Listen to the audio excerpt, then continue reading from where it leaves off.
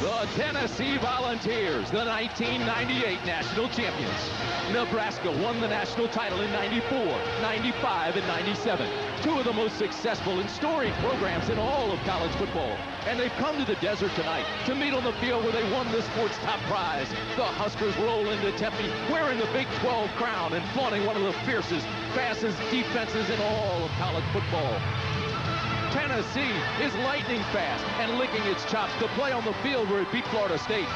T. Martin, 22-2 as a starter, almost flawless, engineering a balanced attack. The last two national champions are about to start the new millennium.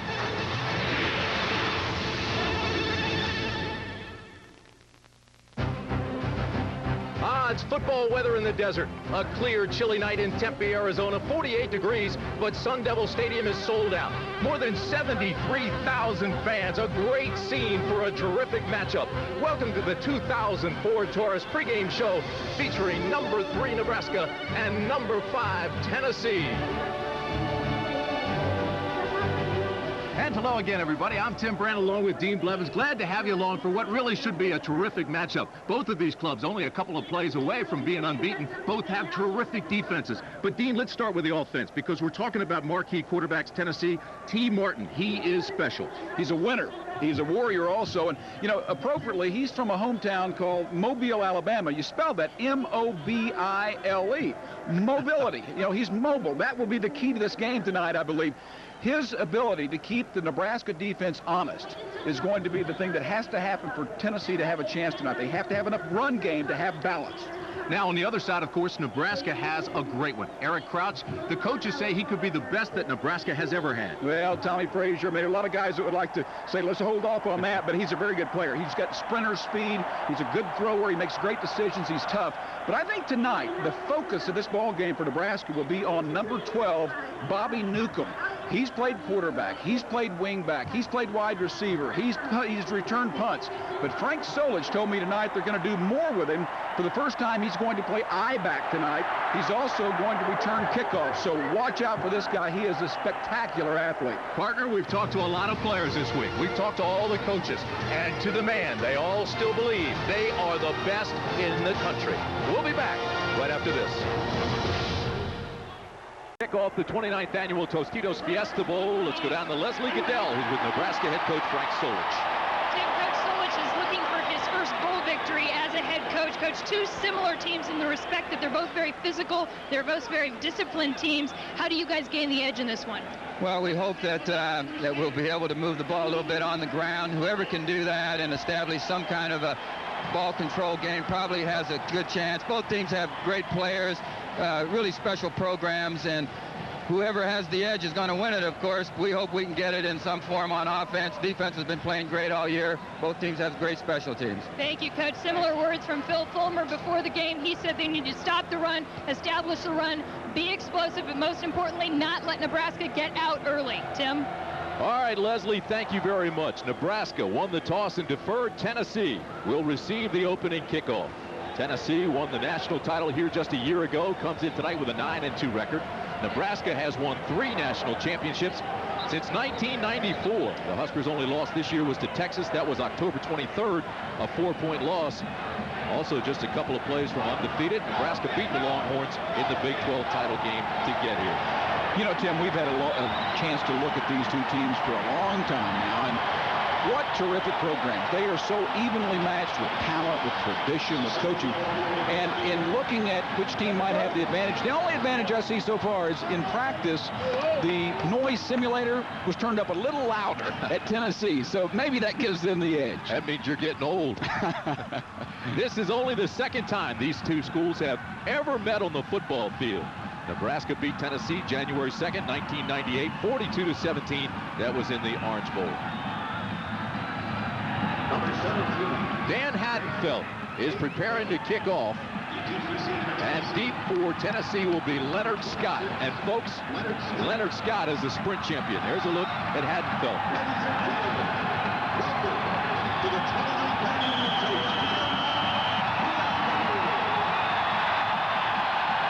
He is the fastest player to ever play at the University of Tennessee. Hadenfeld's got a large leg, though. We'll see how he does.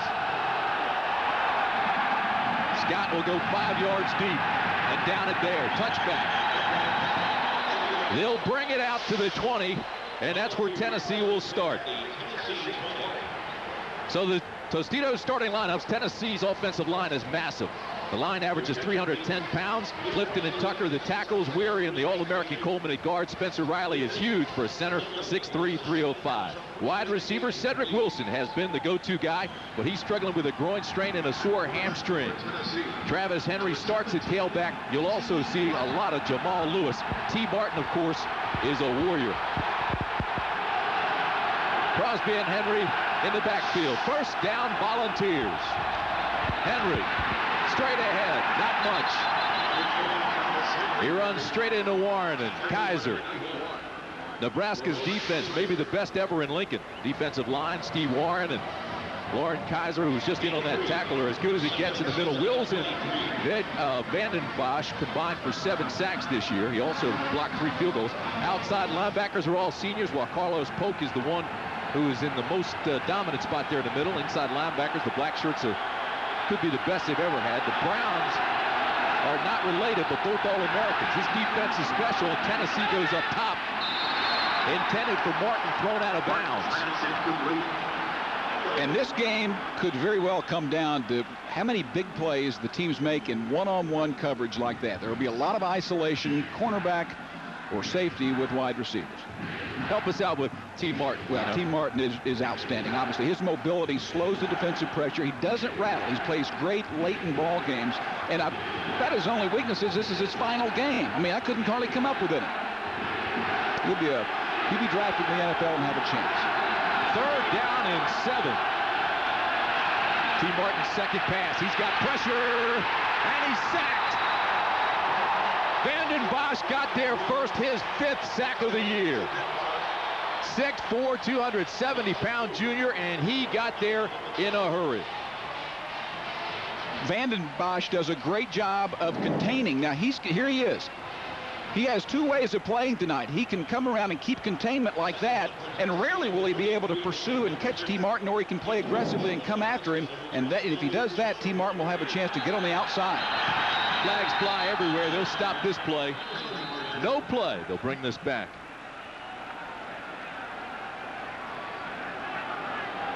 The officials tonight. Bill Lamonnier is the referee. All from the Big Ten. Tony Mikulik is there. Steve Beckman, Tom Ransom, John Perry, who is the son of David Perry. Prior to the snap. Ball start. Offense. 5-yard penalty. Still 4th down. Look at Phil Fulmer in his 8th season as head coach, and what a run it's been. 76 wins, the national title, and the Eddie Robinson Coach of Distinction Award.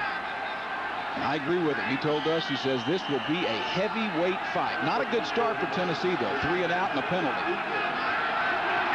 David Leverton will do it again. He averages 43 yards a punt. This is a knuckleball. Newcomb, great field position for Nebraska. Bobby Newcomb brings them back to the 43-yard line, so it's only a 38-yard punt and a 12-yard return. Take a look at the Tostitos starting lineups for Nebraska offensively. Their line is big as well. Strong and quick. Jolch and Sherman are the only seniors. Rayola is the all Big 12 center. The line averages over 300 pounds per man. Matt Davison and Sean Applegate are the skilled guys. Don't forget Bobby Newcomb. He's a star. Tracy Wistrom, bad knees out. Aaron Galladay starts at tight end. In the backfield, it's Eric Crouch at quarterback. Big 12 co-offensive player of the year behind him, Willie Miller and Dan Alexander. Alexander's 245 pounds, and here he is.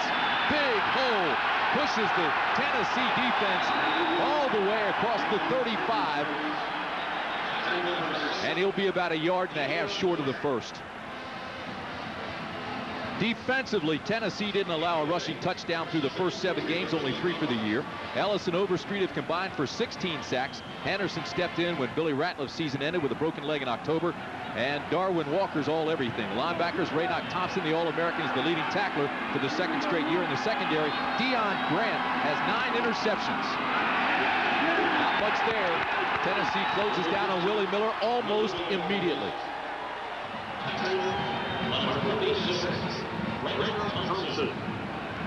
Nebraska gets great field position here. The first play looked so reminiscent of the last time these two teams played in the Orange Bowl when Nebraska wins the '97 championship.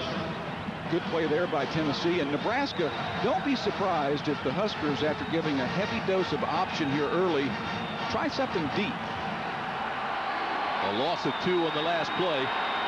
It'll be 3rd down and a long 3. Option. Crouch. Keeps it himself. Big hole. Crouch across the 20. Crouch to the 10. To the 7-yard line. Eric Crouch, the 6'1", 195-pound sophomore. A gain of 30.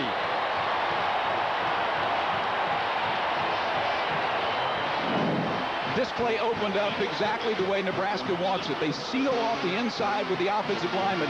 Crouch brings it down to the cornerback, and that's his pitch man. And then there's poor tackling in the secondary. Deion Grant, a terrific safety, the best in the country, but not a terrific tackler, and there's a good example of it. Crouch ran for 889 yards during the regular season. Straight ahead they go.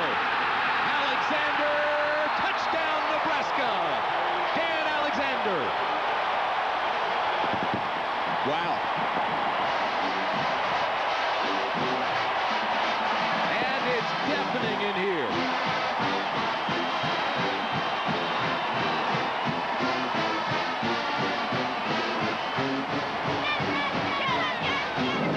Nebraska makes this look easy. Alexander is basically a 6-foot muscle. This guy is all brawn, bouncing off tacklers again. There's 7. Tim Grant misses an opportunity for a tackle again. Very impressive, quick, short drive by the Huskers. Josh Brown for the extra point. Splits the sticks, and it's 7-0 Cornhuskers. Well, it didn't take long. But Dan Alexander from Wentzville, Missouri, puts Nebraska on the board. Up the touchdown with a 30-yard run. And Dan Alexander there punched it in from 7 yards out. He became the starter at I-back, the 3rd game after the departure of D'Angelo Evans. So Dan Haydenfeld will kick off again, and Tennessee will have its 2nd possession of the football. Leonard Scott this time 8 yards deep. No return. 2nd touchback. They'll bring it out to the 20-yard line. And that's where they'll start. Dean, take us through the Dell game solutions. Well, the key for Tennessee coming into the game is to impose their power running game. And that's going to be difficult for them to do based on that first series. They're going to have to really work at that. They've got to win the one-on-one battles when their wide receivers get locked in man coverage. If they can win 3 or 4 of those and bust them for big plays, they're in great shape. Nebraska defensively is keep the pressure on the quarterback, but you have to contain him at the same time, and that's doubly difficult. Crosby and Henry in the backfield along with T. Martin. 1st down and 10. This is Travis Henry. Tries to bounce outside, but again, runs into a lot of the red shirts from Nebraska. Deion Booker got there first. Well, offensive coordinator Randy Sanders tells us that he will have to be hard-headed with the run game in this game. Tell me about Tennessee. Now, what do they want to do early in this ball game to get on track? Well, establish that type of power game, except they need some positive yardage. And it'll be hard to be patient if you can't have the success, but they have to establish that to keep the pressure off the quarterback. Nebraska is dominating every play, every phase of the game so far. 2nd down and 9, almost 10. Play action. T. Martin has a lot of company. Throws back into coverage, incomplete. And now a flag comes down. Ball was intended for John Finlayson, and he had a lot of company back there.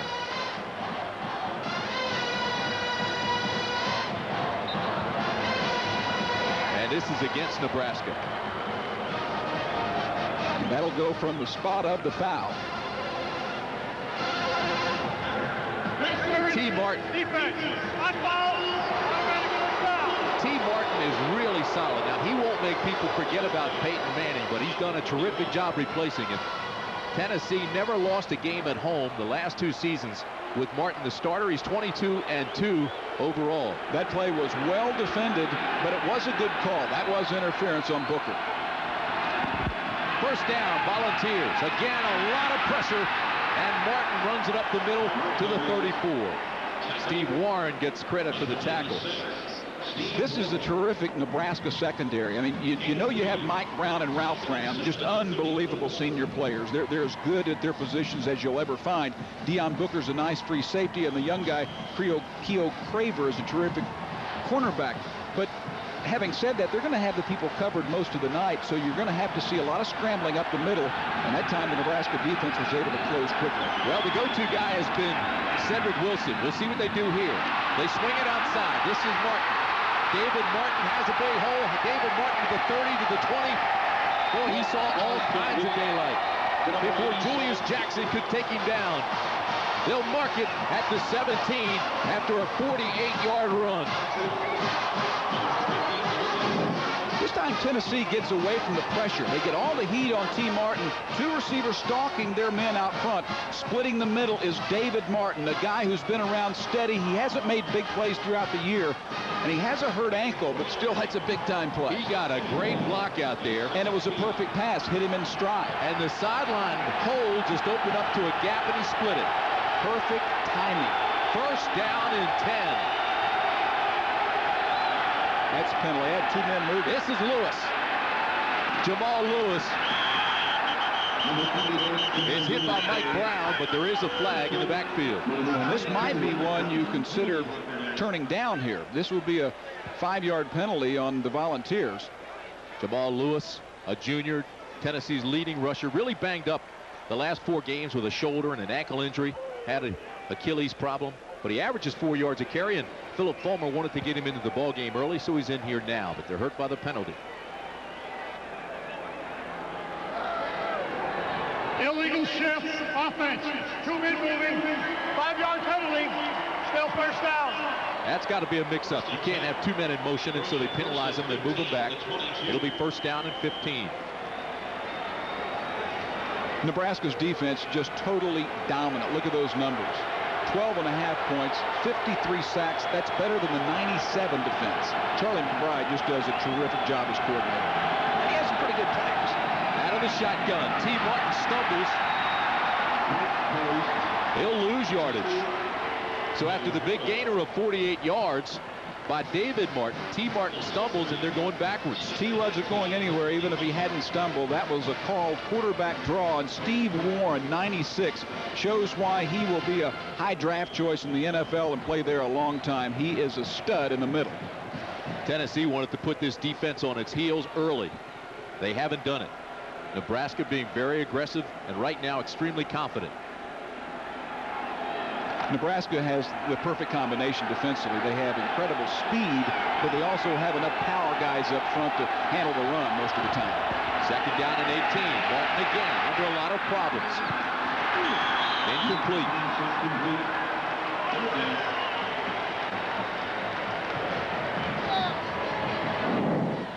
This play is made by the defensive end. Does a great job here. Tennessee thinks they can get outside the pressure, and they can on that. That is actually defensive tackle Lauren Kaiser. And Kaiser is a big, I mean, he's 6'4", 295, yet he was able to loop outside as the end crashed down and contain T. Martin. Tennessee hoping to do a lot of those naked bootlegs tonight, but they need to have more open space for T. There's a look at Charlie McBride, the defensive coordinator. He's a great one. And they'll be coming now, 3rd and 18. They like slants here to hit the guy in stride. T. Martin tries to run it out. He won't. Steve Martin has him again. Steve Martin, 6'2", 305-pounder, all Big 12, second-team All-American, and he is special. He had the flu against Colorado, and that could have been his only average game, but he's as good as it gets in the middle. Big, quick, and tough. Yeah, and Warren told me yesterday that he loves this matchup. You know, he's getting some of Cozy Coleman, the All-American right guard for Tennessee, and he really has looked forward to this matchup. This is a 45-yard attempt by Alex Walls. And it's no good. It had the distance, but it was wide left. 7:42 to play in the first quarter. It's still 7-0 Nebraska. BCS sponsors Dodge. Tim Brandt, Dean Blevins, Leslie Goodell with you at Sun Devil Stadium in Tempe, Arizona. 7:42 to play in the first quarter. of the Tostitos Fiesta Bowl. It's 7-0 Nebraska, and the Cornhuskers have the ball again. Dan Alexander's the setback behind Eric Crouch. Play action, they throw out in the flat, wide open. It's Damian Bowman. Correction, that's Bowling. And John Bowling all the way to the 44-yard line.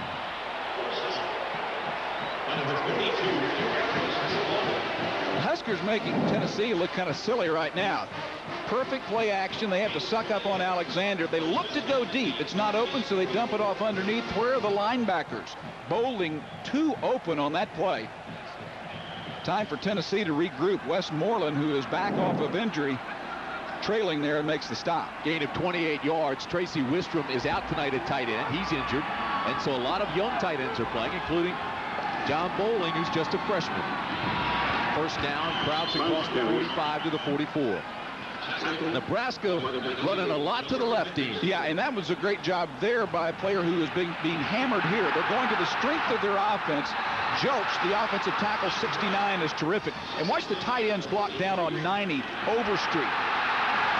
Overstreet 90 came back to make a great play there, but physical dominance by the tight ends. And you bring up a good point. With Wistrom out, that hurts them in the pass game, but Aaron Galladay and those guys, Debates, are big, strong blockers. Well, Overstreet has a great motor, but he's undersized at 250 pounds. Here they get him.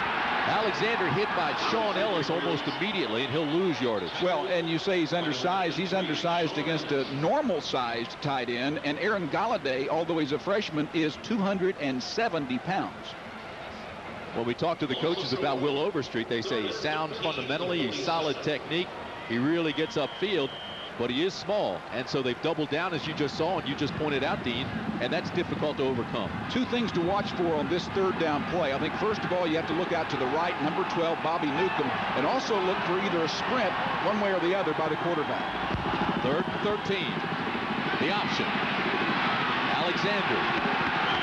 Alexander gets down to the 43, so they get back to the original line of scrimmage, +1. Well, coming up Tuesday night on ABC, it's the national championship. The Seminoles look to give Coach Bobby Bowden his first undefeated season and a second national title. But can Michael Vick and Cinderella Virginia Tech upset the Noles for the first national title ever? Number 1 Florida State battles number 2 Virginia Tech. That's the Nokia Sugar Bowl. That's coming up Tuesday night on ABC. Also, don't forget January 30th, Super Bowl 34 in Atlanta. All part of Super January on ABC, home of the Bowl Championship Series. Dan Hayden-Felt on to punt for Nebraska. So Tennessee has made a critical stop here. They needed that one badly.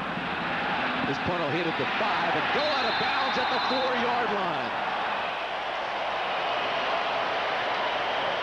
A 36-yard punt, and it pins the Volunteers. 5:25 to play, first quarter.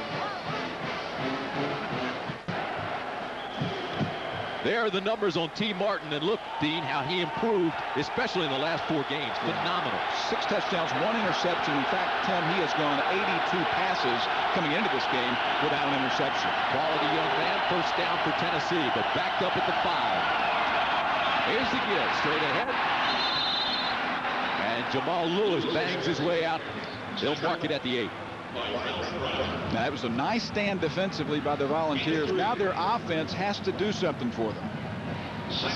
Carlos Polk, 13, will come right in your living room on a blitz. But a great blitz pickup that time by Bartholomew. And a little running room there for Lewis, who is healthy for the first time in 6 weeks.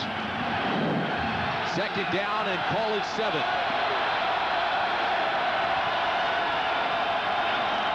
Again, they go off Tempe. And again, it's Lewis. Across the 10 to the 13, not enough for the first. They'll be about 3 yards short. Ralph Brown with the tackle. You know, Dean, looking at what's taken place so far here in the first quarter, and of course we have 4:35 yet to play. But I have to look at Danny Hayden-Felt, the kicker, as the MVP. He's put 2 of his kickoffs deep into the end zone. Tennessee had to start at the 20. Then he had this punt inside the 5. Well, he's a stud. I was afraid he wouldn't be out here at practice the other day. One of his guys blocked a punt on him, and you don't ever do that to your own punter, but he averages 44.98 per kick. Big play here, 3rd down. Tennessee needs 2. The pitch back. This is Lewis. not going to get there. Can't go east and west on this Nebraska team. I mean, they line up running back, sprinters, and linebacker. You are not going to outrun them. Kaiser, the defensive tackle, gets out there, but when we're talking about the Nebraska linebackers, and we'll take a look at it, watch the pursuit of these linebackers as they fly to the football. Got guys like Eric Johnson and Shaw and Ortiz and Polk. Those guys, they literally have sprinter speed. David Leonard in the punt. Walker and Newcomb are back for Nebraska, and this is a shot. What a punt. But look out for Newcomb. Newcomb across the 40. Newcomb across the 30. Bobby Newcomb. He'll score. 60-yard return by Bobby Newcomb. Folks, we told you he is a star.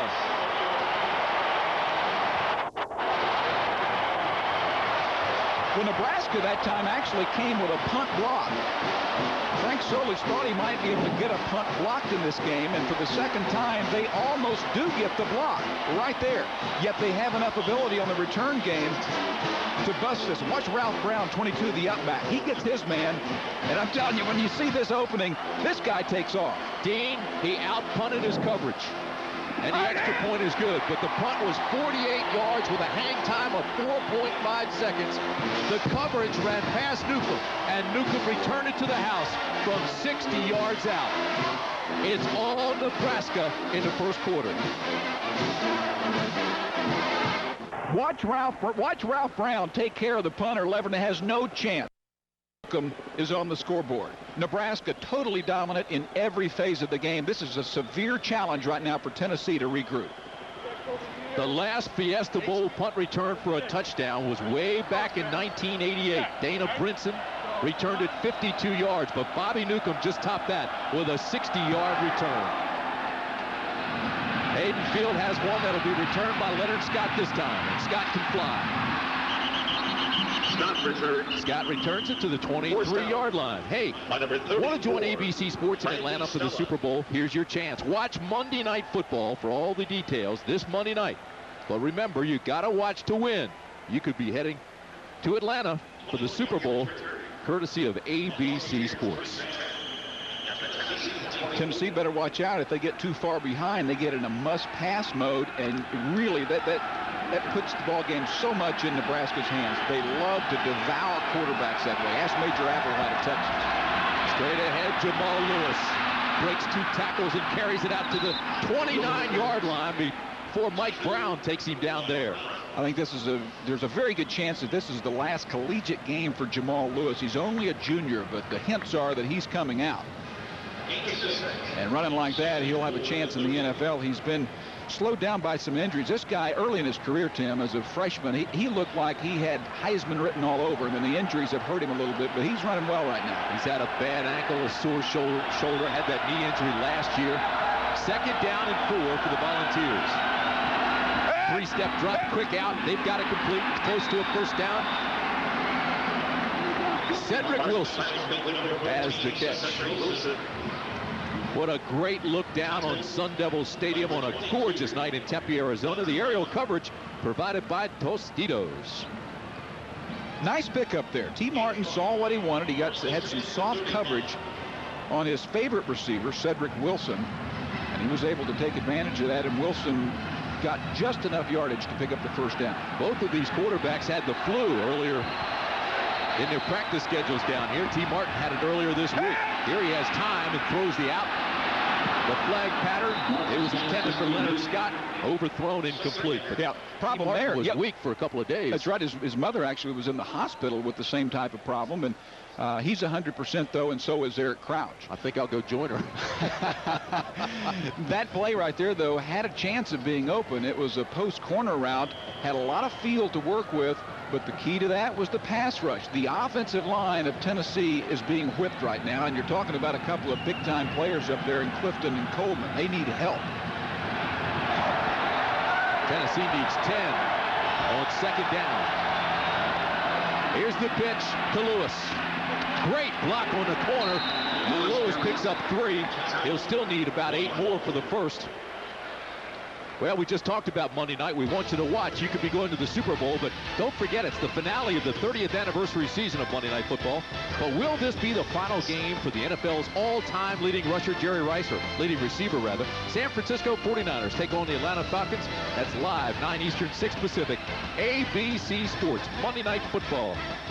Jerry Rice says he still wants to play, but will he be able to? Will the 49ers allow it? They start struggling in third downs. Again, they like slant routes. They like to hit receivers in stride. He's got time. They need 7. This ball almost picked off. Oh, Craver was there, had his hands on it, but couldn't make the interception. It was intended for Leonard Scott. Well, that's talent on talent. And that time, the defensive talent wins out. Keo Craver, number 3, has a chance to be the best cornerback ever at Nebraska, we're told. Look at him with a jump here. That is well covered. You almost have to come off of that and go to your second receiver. Tennessee has a bad case of the Ophers. They're 0 for 4. Had the football 4 times, and they've had to give it back to Nebraska on each one. This is Newcomb again, and this time he's taken down immediately.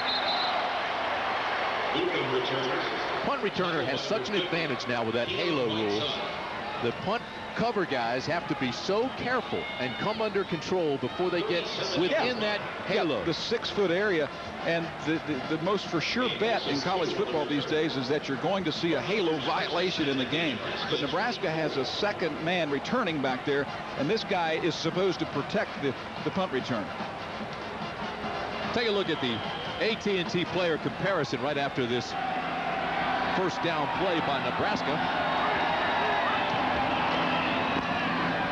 Play action, Crouch looks, has a man open, and he can't make the completion. But John Bowling had come all the way across the field on a crossing pattern, and it was incomplete. Here's your AT&T player comparison, Dean. T. Martin, quarterbacks, 2 for 5, 45 yards, and Eric Crouch hadn't had to do much, Tim. He's 1 of 2, but he had the wheels early, and he has some hosses in front of him and behind him. So he has a lot of support, and T. Martin doesn't at this point. So far, Crouch has been surgically sharp with his operation of the option. Here's Alexander straight ahead. Well, for the first time, Nebraska is having to start deep in its own territory. Now, they had the first possession out of the Tennessee 43. On the other hand, Tennessee's been backed up. They were in their 5-yard line, they're 20, they're 20, and they're 24. So it's been a tough go for Tennessee from a field position standpoint as well. Sprint out is what Nebraska thought coming into this game might be effective on third downs against this defense. Huskers spread the field on 3rd down and 8. Crouch with a bullet, and it is almost picked off. Raynock Thompson had his hands on it and could not bring it in. Raynock Thompson was so much looking forward to this game after being humiliated in that game down at the Orange Bowl. This is a little slant route, and I don't think that Eric Crouch saw Raynock Thompson, the linebacker. You've got to spot the linebacker if you're a quarterback. Let your eyes go to the middle, find those linebackers. That's where you can get eaten alive, and he might have returned that one for a touchdown. So Hayden Felt will come on to punt again, and he has been booming them tonight. Watch those hands! This is a low liner. Parker will try to fair catch it and does, and there it is. There it is, the penalty against the halo violation. The halo violation. I cannot stand that rule. I was a cover guy, and that rule would drive me crazy. Well, I'm a pacifist. I think you've got to have that rule there. I mean, otherwise, it's why would you ever dangerous? Why would you ever even be bothered if you're the receiver? 2-yard belt foul, 5-yard penalty, first down. What an advantage, though. The punt receiver never has to worry about being hit until after he catches the ball, and even then, it probably won't be at full speed. On offense, sell tickets. Let's go score. Let's give the offense the advantage. Put points on the board. I say, if they get down that quickly, let them have a shot at a slobber knocker. Well, they're rolling Travis Henry and Jamal Lewis at this point in the game, and the philosophy was to let them play 2 series each and then take whichever one's hot. Tennessee's best starting field position in this ball game. Straight ahead they go up to the 48-yard line. That's where it's marked. That should be the last play of the first quarter. Well, the first quarter has been all Nebraska. Crouch with a 30-yard run. Alexander finished it with a 7-yard touchdown, and Newcomb with a 60-yard punt return. 14-0 Cornhuskers over the Volunteers.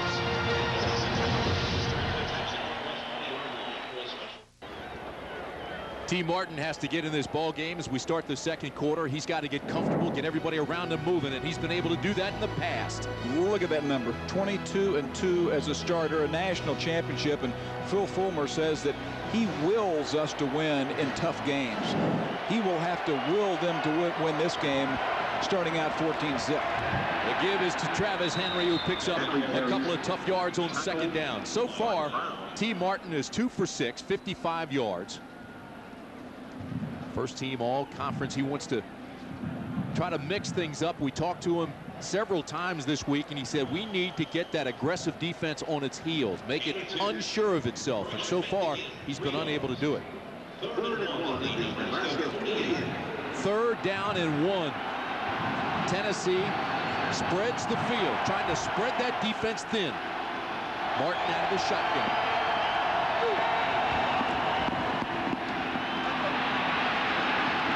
Is not going to get there, gets back to the line of scrimmage.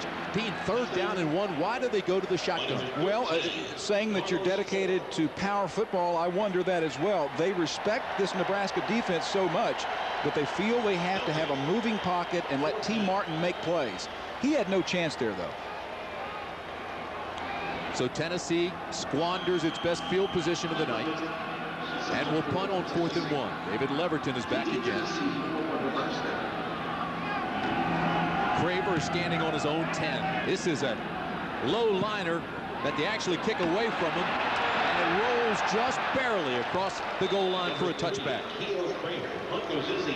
So a 48-yard punt, and they'll bring it out to the 20. Those yards are so critical. I mean, if you can get down there and cover that thing inside the 5, 15 yards is so critical in games like this. Now, Nebraska has eaten the chunks of 15 up pretty quickly, but typically, and I think later in this game, you'll see that 15 yards will be hard to gain.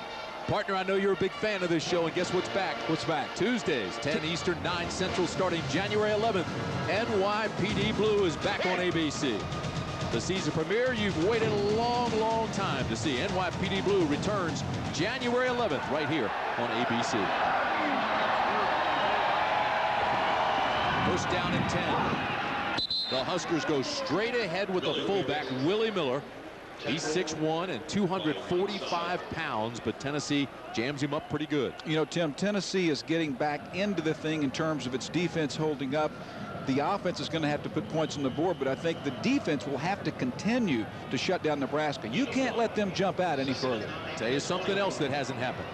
Nebraska had 49 fumbles in 12 games, and they lost 24 of them. And Tennessee expects some turnovers, but they haven't gotten them yet. Alexander bangs up to the 29. He'll be a yard short of the first.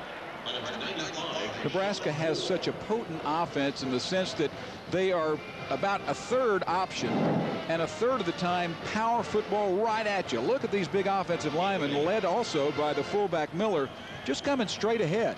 And Tennessee felt coming into this game that they were so much better prepared to play against power football because their guys were bigger and stronger and they had more depth.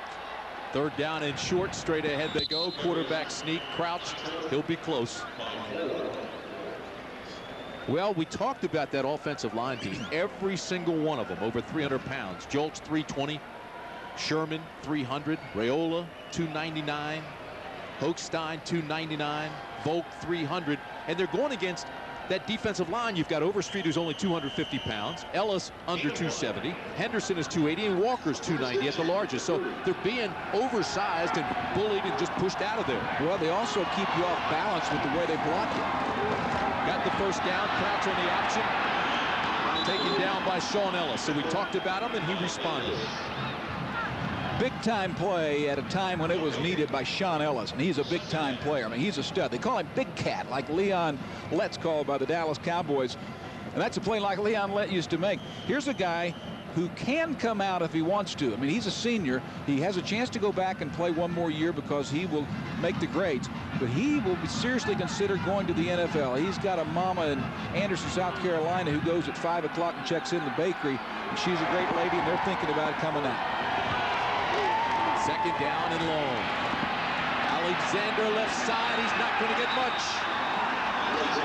White came up in a hurry out of the secondary. The reason I mentioned that, I mean, many times, I think it was more 10, 15 years ago when kids would come out, we would automatically assume, hey, what's he thinking? That's not a good deal. You're being disloyal.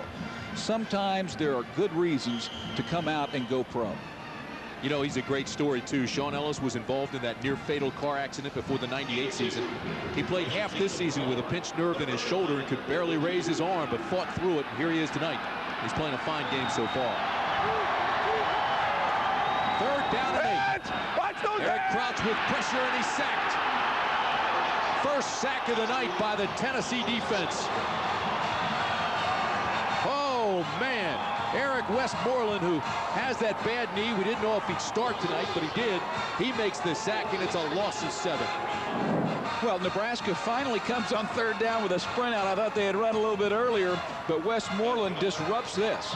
Sean Ellis has pressure. Westmoreland, who Fulmer says he wouldn't trade him for anybody in the country, makes a big stop, and the defense is coming through now, trying to get Tennessee back in this game. That's a pretty good sack for a guy who's got a flat tire. That's right. Eric Parker is standing at his own 35-yard line. This is a tail wagger. He gets a block and returns it to the 45. A 40-yard punt, a 9-yard return, 10-14 to play in the first half from Sun Devil Stadium in Tempe. Looking from high above, this venerable old stadium was built in 1958, has hosted 4 national championship games and a Super Bowl. Tim Brandt, Dean Blevins, Leslie Goodell with you. 14-0 Nebraska. Dan Alexander with a 7-yard touchdown run to give him a 7-0 lead. Then Bobby Newcomb returned to punt 60 yards to make it 14-zip, and that's where we are. 3 on one side. That's the side they come to. First down and 10, Tennessee. This is Stallworth who breaks a tackle. Stallworth all the way down inside the 30-yard line, and there's a flag thrown there. First down. Dante Stallworth, a 6'2", 190-pound redshirt freshman. That's his 24th reception of the year. He averages 20 yards a catch, and he has a big gain there, and this will be against the Volunteers. I think the only good thing about it is it should be at the spot of the foul where they'll mark this one off. Pushing in the back, I think, is the call. But you're right, Stallworth is a guy that I think Tennessee fans will become very accustomed to here in the next few years. Illegal block in the back on the offense.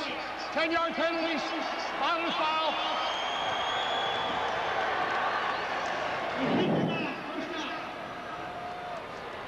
Well, there's something you don't see very often. Ralph Brown missing the tackle, and here you'll see the block in the back, and that's Eric Parker pulling this one back. Otherwise, that would have been a terrific gain for Tennessee, but a very well-conceived play. Tennessee's offense only 2 plays over 6 yards tonight. That was a 49-yard pass to David Martin. So there hasn't been much offense for the Volunteers. First down, they only need 1. Straight ahead they go with Travis Henry, and he's got the first, depending on the mark, but it looks like he got it. They'll mark it at the 45. That's where Lauren Kaiser hit him. Now it's time for the Aflac trivia question. This week's question: when was the last time both teams had a losing season in the same year? How about that? Now we're giving hints. Philip Fulmer was 9 years old. Okay, so you've got to figure out how old the coach was and then deduct. Philip Fulmer's taken this program to another level. He is a good man. He is a quality man. I think I gave his age earlier. Oh, did you? So let's see if anybody listened to us. First down, Tennessee. Martin gets some happy feet. Now he throws a rocket. It's up, and it's intercepted.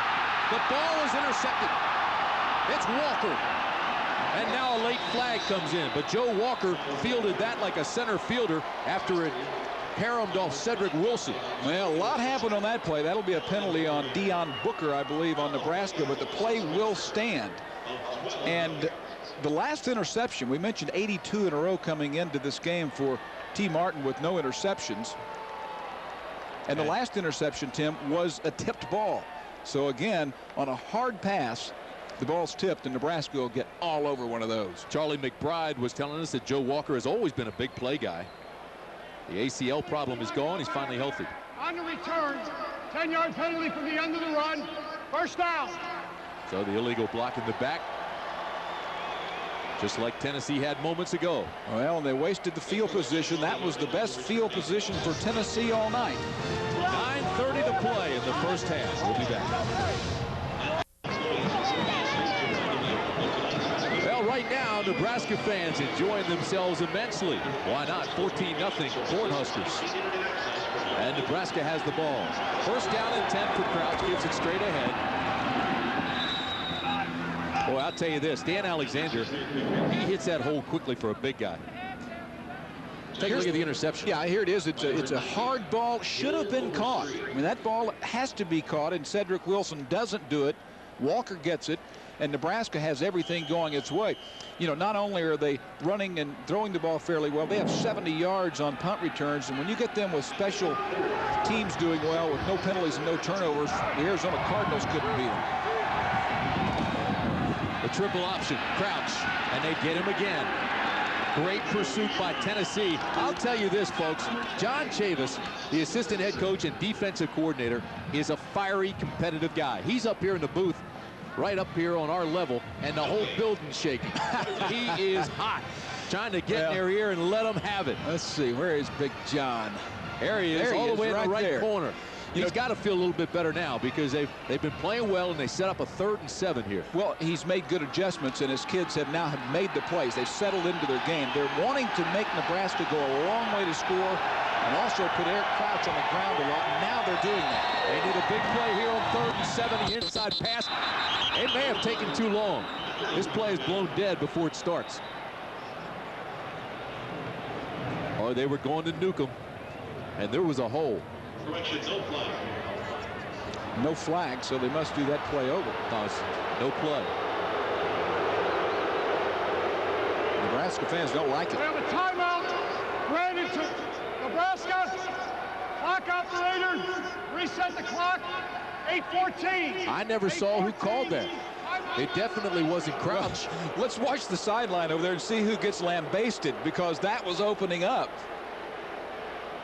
Wow. All you need is a seam for number 12, and take a look at the top of the screen. Look at the top of the screen. There you go. I tell you what, that's Wilson Thomas. Come on, Wilson. We hadn't asked you to do anything yet all night, but not call timeout.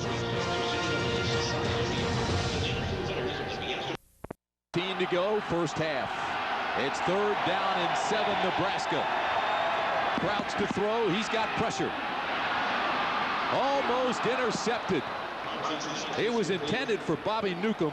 Great coverage by Dwayne Goodrich, and the ball was overthrown. Another one of those one-on-one opportunities, and Goodrich is about as good a cover corner as you're going to find. So John Chavis's defense makes another stop. Yep, it does. And you know, Bobby Newcomb has not quite had the touches that we thought he would have coming into this game. He's been kind of complaining, a little bit vocal this week down here about not getting the ball enough, and maybe that's part of the reason he's returning kickoffs and is all over the field tonight. But he is a special player. But Tennessee's defense now has buckled up. Volunteers should get good field position out of this, although Haydenfeld's got a strong leg. They've got the return on. This is an end-over-end kick. That's bad. Eric Parker, middle return. And he's across midfield to the 45-yard line. A 42-yard punt, 14-yard return. The Nokia Sugar Bowl has gone interactive with ABC's Enhanced TV. Get real-time stats and much, much more while you watch the game. Well, look at this. Log on to ESPN.com or ABC.com on Tuesday, January 4th for the BCS National Championship game. Enhanced TV right here on ABC.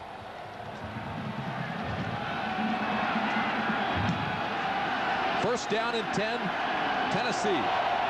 Jamal Lewis now the setback. Hands! Watch those hands! Martin's looking deep. And the ball is intercepted. It was intended for Stallworth and picked off by the All-American Mike Brown. His 6th interception of the year. There have been a lot of great defensive backs at Nebraska. See this guy making the play here, number 21. He's the very best that Charlie McBride has ever seen, and there's a great example. He comes over the top instead of just your one-on-one coverage with Ralph Brown. He gets no relation Mike Brown over the top. This guy can flat out play. Senior co-captain, leading tackler in the secondary, biggest playmaker, and he comes up with his 6th pick of the year. First team academic All-American as well. Look at this. Yeah, you know, he's graduated, and when McBride talks about him, he says intelligent, the whole package. He's the best he's ever had there. You have all that time and all those meetings and all those tape film sessions and all that practice time, and you still come out with a 3.4 GPA in your college career. That's strong. Exceptional. Yeah, it really is. That's Ralph Brown right there, calling home, and there's Mike Brown. And each one of them can play. But Mike Brown is, you can't say one's special because the other one is too. Not calling home. Calling up here. He's ordering some of those Tostitos from up here in the press box. 2nd down and 8 for Nebraska. Crouch with the keeper. And the Volunteers surround him. Deion Grant with a tackle.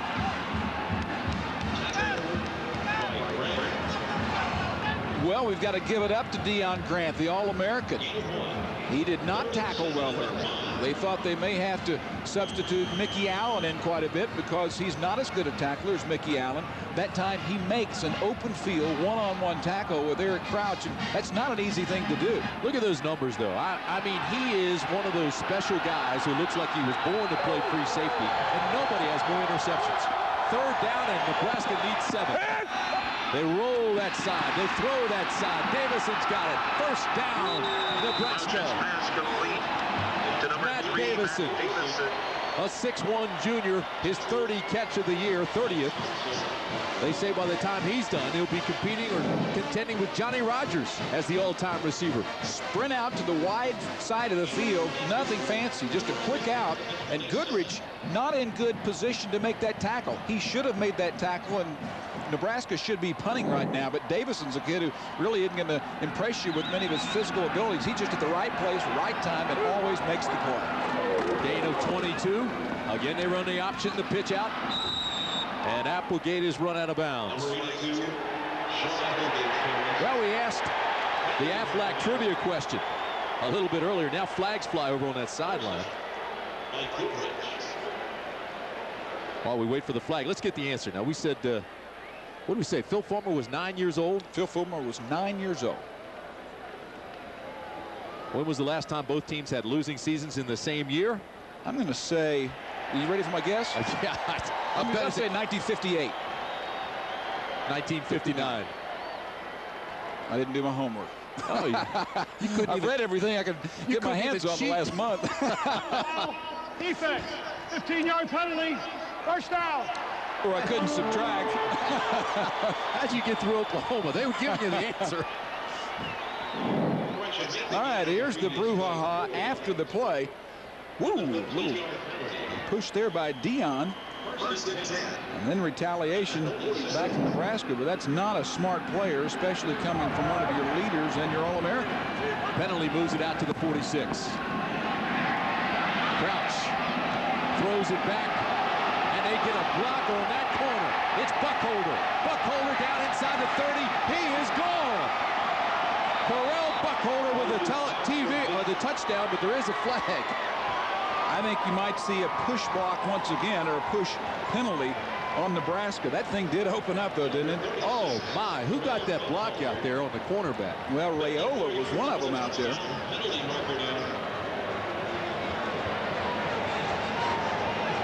Tennessee needs this one to come back with 5:50 to go here in the first half. Nebraska flows right. Everything goes there except Correll Buckhalter. He's the only guy over besides his blocker. And there's the push. Push was actually in the backfield against Overstreet. And there's the block in the secondary on Westmoreland. And that's another spot of the foul penalty. We'll take it back where it'll be first and a long way to go. That's not a break for Tennessee because it was a penalty on Nebraska, but that's important that Nebraska didn't get the touchdown against the Vols. So that'll make it first down and 20. They set up the screen. Looks very similar to the last play, and Buckhalter this time is tackled at the 41. Yeah, Frank Solich, by the way, he's the offensive coordinator here. Frank is he followed in the footsteps of Tom Osborne, who was the head coach, so successfully also operated the offense. And there's Frank. He calls the plays offensively, and he told me a couple of hours before the game, he says, I think they're vulnerable to screen passes. And so you've seen 2 consecutive screen passes. That time it was defended quite well. Talked earlier about how these guys believe that they really are the best team in the nation despite that 4-point loss to Texas. They sure look it right now. They do. Yeah. Second down and 15 for Crouch. There's Bobby Newcomb. They've got this one well defended. Hey, but I'm as impressed with Tennessee in this quarter as I am Nebraska. Look That's who it outstanding. Was. Yeah. Your guy Deion Grant. Grant's either great or terrible. I mean, he has not made tackles. Now he's made tackles. He had the silly penalty a minute ago, but in the long run, this guy will play. I think the key to the defense, though, so far has been the adjustment on Crouch. Crouch had 30 yards on this first carry. Since then, he's had 1 yard, 1 yard, 1 yard. He lost 7 yards on a sack, 0 and 1 yard. I want to go back to your comment on Deion Grant. He's good or he's terrible. That's a first-team All-American. Well, he made a silly, that's a mistake on the sideline you cannot make, and he's got to tackle consistently. Here's Crouch, 3rd and 17. He runs it himself. Out to midfield. He'll be about 5 yards short of the first. Some beautiful shots tonight coming from high above. The aerial coverage provided by Tostitos. No, I'm a Deion Grant fan. I mean, I love the guy. Don't get me wrong, but I think that in a game like this against an option team that's going to get on the corner, it's going to make those defensive backs be tacklers. And that's not his strong suit, so he's having to really be tested here tonight. He'll be a pro and he'll be a star in the NFL. Aidenfeld will try to put this one inside the 20. That's where Wilson's standing at the 10. Parker is correction. And this will be a shorter punt. But it's still, did he get it? He pooched it. He put it high, but it went into the end zone for a touchback.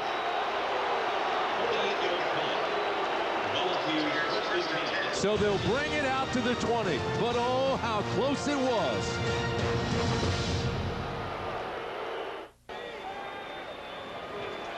This was the punt just moments ago before we had the break. This is how close it was. It's a great call. See where that ball is? It's over the line. It doesn't matter where the player's foot is. It's where that ball is. It's the same as you're running in for a touchdown. If the ball is over the goal line, it's considered a touchdown, and that's exactly the situation there. As strong as his leg is, he will not mind sacrificing, putting it high and trying to pooch it. Here comes Jamal Lewis. And he's across the 20 to the 21, but that's it. Not much there at all. Boy, what a difference a year makes. Take a look at the Tostitos flashback, and here it is just a year ago in Sun Devil Stadium, playing for the national title. It was these same Volunteers. And look at T. Martin going up top to Peerless Price against Florida State, and say so long. But that wasn't it. Dwayne Goodrich then with the pick. He takes that back for the touchdown, and the Volunteers of Tennessee went on to win the national title. And they love to have Peerless Price here tonight. Well, of course, we're getting ready for the big national championship game. Let's take you to the Big Easy. And here's John and Terry. Well, Tim, coming up on the National Car Rental Halftime Report, we get a chance to find out where Terry Bowden got all his football knowledge. I think somebody told these Seminole fans they were having my father on at halftime, and they're trying to win the battle against the Virginia Tech fans for the city of New Orleans. We'll also have a feature on Michael Vick, the freshman quarterback of Virginia Tech, coming up at halftime. Right now, back to the Fiesta Bowl. All right, John, thank you very much. Tell Terry to tell his daddy those Hokies can play. And the Volunteers come with a lot of pressure, and the ball's incomplete. You know you have a fierce pass rush when you have a screen pass called and your quarterback doesn't have enough time to even get the screen pass off. What a defensive force Look at that bunch in red. You have to screen past, but boy, you gotta hold them up a little bit. Carlos Polk there, 13, right in the middle of all of it. I'll tell you this too. Polk was complaining that he was held. He wanted a holding penalty. Leverton with a high, spiraling, booming punt. Take Walker all the way back to the 31. We've got 2:26 left in the first half. That was a 49-yard punt and just a 3-yard return. Here, if you're a Nebraska fan, because the Cornhuskers lead Tennessee 14-0. 2:26 to play, first half. Tim Brandt, Dean Blevins, and Leslie Goodell with you at Sun Devil Stadium in Tempe, Arizona. Boy, look at that. They have gone to the left behind the big guys, and they have gone after Will Overstreet, who's just 250 pounds. Play action again. And there he is, wide open, Matt Davison. Davison down to the 20 before he's finally knocked out of bounds by Fred White. Another huge gain by Nebraska. Give him 46 yards. Play action underneath crossing routes have been open all night for Nebraska. You've got the play action down the line, and you see Davison underneath. You have over the top with the other wing back that's wide open, and it's been there all night long. They've dropped a couple of those. And Tennessee needs to hold on right now. This is a critical juncture of the game for them. I agree. They're on the fence. And they played well. They've given up a big play here or there, but they have really played well here the last hour. These teams have only met 2 times, or this is only the second time in school's history. And the first time Nebraska spanked Tennessee, that was a couple of years ago, and they're doing it again here in the first half. Steve Wheeler. 2:15 to play, and it's 14-0 Nebraska. To the northwest end zone, please. Well, Tuesday night on ABC, it's the national championship game. The Seminoles look to give Coach Bobby Bowden his first undefeated season and a second national title. But the question is, can Michael Vick and Cinderella Virginia Tech upset the Noles for the first national title ever? Number 1 Florida State battles number 2 Virginia Tech in the Nokia Sugar Bowl. That's Tuesday night. Don't forget also here on ABC, January 30th, Super Bowl 34 in Atlanta. All part of the Super January here on ABC, home of the Bowl Championship Series. There it is. That is the Sears Trophy, emblematic of the best college football has to offer. The national champions. And of course, the Volunteers won it a year ago. And Nebraska's won 3 of those since 1994. And they claim the team of the decade. Florida State would argue, but they sure have a right to say that up in Lincoln. Buckholder now at the I-back. First down and 10. Crouch again, wants to throw to the backside, looks into the end zone, and overthrows Matt Davison. Complete. Second down. Good coverage by Goodrich. Goodrich took a lick in the wall. He's still down.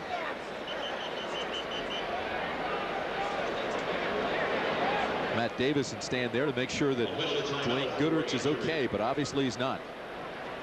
His backup hasn't played a lot. Teddy Gaines would be his backup, but Dwayne Goodrich, we hope he can get up and get back in the middle of this thing. He is an outstanding player.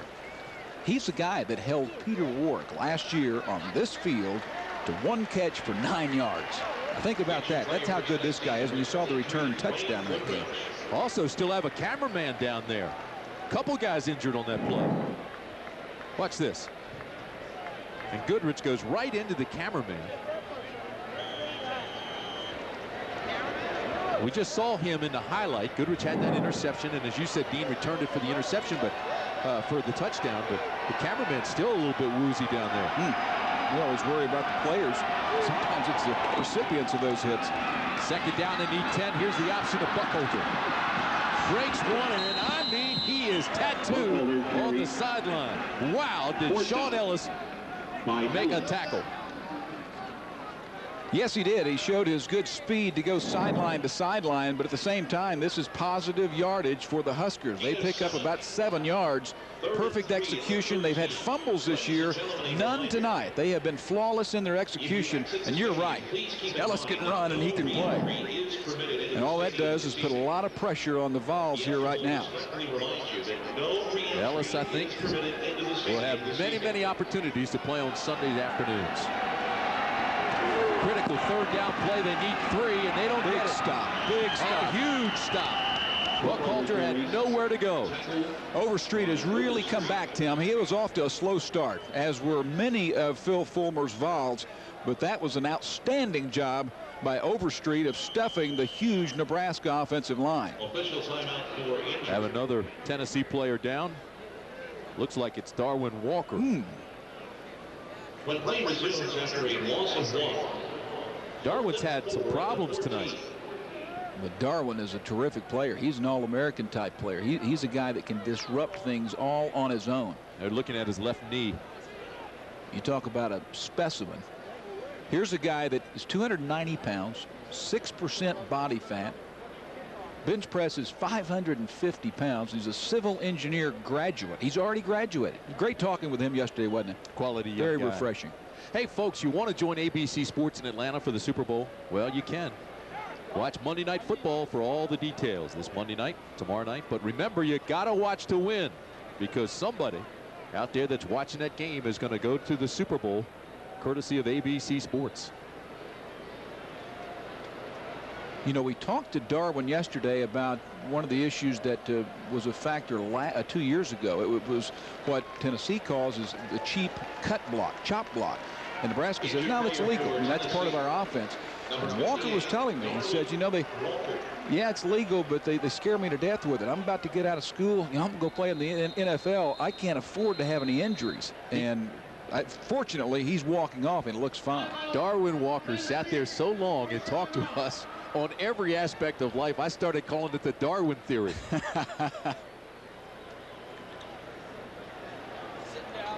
Still 1:44 to play here in the first half while there's timeout on the field. Let's take you back to New Orleans and John and Terry. All right, fellas. Hey, I'm telling you one more time. Tell Bobby the Hokies are for real. Boy, what a job Frank Beamer has done down there with Virginia Tech. You know, he was a grad assistant with Ralph Regent, both of grad assistants when I was playing at Maryland. And Billy Height, who's the offensive coordinator, I played against him in high school time and time again when he was at legendary DeMatha High School. No better coach than Frank Beamer. 31-yard field goal attempt by Josh Brown, and it's long enough, and it's good. So the Cornhuskers add 3 more and pull just a little bit further away from the Volunteers of Texas, or Tennessee, rather. Well, you're thinking back to the Big 12 championship. Hey, let's think of a game before that. That's against Colorado. That's a team that they jumped on early.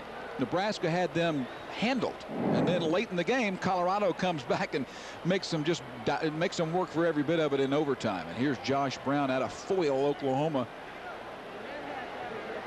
Just barely. I'll tell you this, and the reason I said Texas, I'm thinking that loss to Texas in October, 24-20, made this Nebraska team a better football team. Yeah. They came back with more resolve than they've had since last year. Well, and they had great leadership on the team. Many times after a devastating loss to a team that is accustomed to playing for national championships, and a loss like that you'd think would really bum them out. Hey, they came back the next day, didn't need to be motivated. Hey, you see that guy, see Josh there? Yeah. How about we saw him in practice the other day, and he was the hose on his helmet. Yeah, he was cleaning out the dirt that the pranksters had put in there. You know, he's kind of a young kid.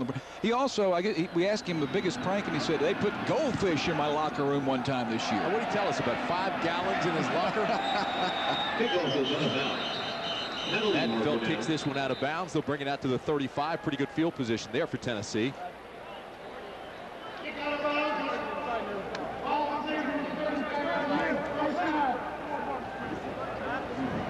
Well, T. Martin and company have to get something going here. Well, and they were able to come up with good field position here. That scoring drive just took 5 plays.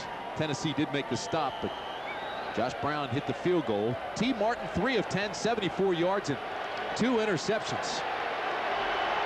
Not the performance he envisioned when he talked to us yesterday. He's a playmaker, needs him right now, Tim. He's a warrior. He won't quit. First down and 10. That one's a strike. Across the middle, out to the 50. That's Eric Parker. 1:30 to play in the first half. Clock will stop. They'll move the chains. Nebraska doesn't have, per se, a prevent defense. That's the closest thing you're going to see to it, was Ralph Brown giving cushion there, and T. Martin able to take advantage of it. 2 timeouts remaining. They have a good chance to put points on the board. I don't care if it's 7 or 3. They need points desperately. If T. Martin has time, he can throw some strikes.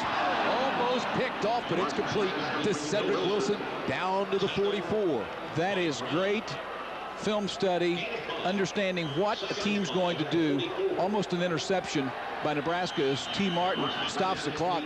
But you know what happened on that play? That is a play on that Tennessee likes to hit a wide receiver in stride, a little glance route that they call it, or a slant route.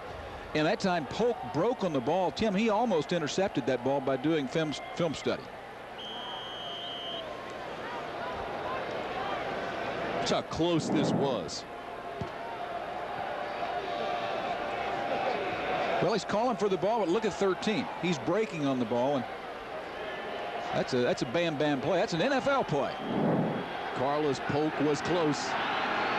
Just another step. 3rd down and 4. They throw to the outside. 1st down, Tennessee. Dante Stallworth all the way down to the 34.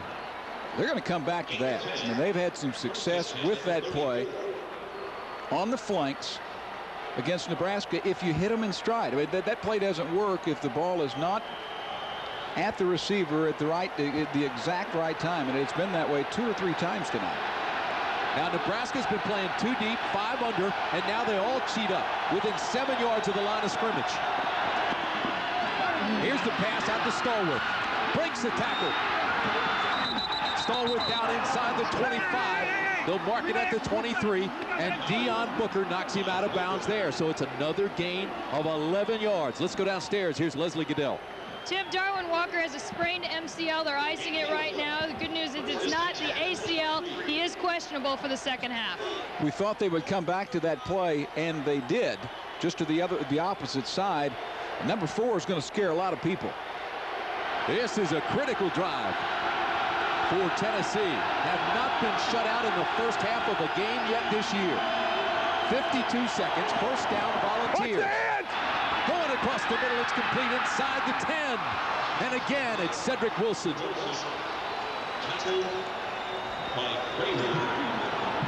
Still have their 2 timeouts remaining, and I like the fact they're the aggressor. You know, the entire first half, it's been Nebraska being the aggressor. Tennessee's turning that around right now. Tennessee takes a timeout. Take another look. Isolation, Keogh Craver beaten on the inside. Just a little slant route by Cedric Wilson. That ball is thrown on time. And, you know, we asked Phil Fulmer, what's the best thing about T. Martin? He says this pass right here. The fact where he sits back on the gun, gets the ball, and gets rid of it on time. That's the key right there. That's a good point. He's throwing on time, and all of a sudden in this drive, for the first time tonight, you're seeing T. Martin in rhythm. This drive, T. Martin stepping up. He's also getting some help, though. I mean, you can't do it alone. His offensive line's protecting. His backs are catching it out of the backfield. His wide receivers are as well. Well, he had struggled before this drive. 3 of 10 and 2 picks. So you really can't run. You might mess around and run one play here, rush the ball on a play. I think you really give it to T. Martin and put him on the corner in a pass run option. Still have 45 seconds. 1st down and goal. The ball's just inside the 9. I think that's what Phil Fulmer's thinking too. Now he lets his offensive coordinator Randy Sanders call plays, but he knows what's happening and he has input if he doesn't like it. Crowd gets loud.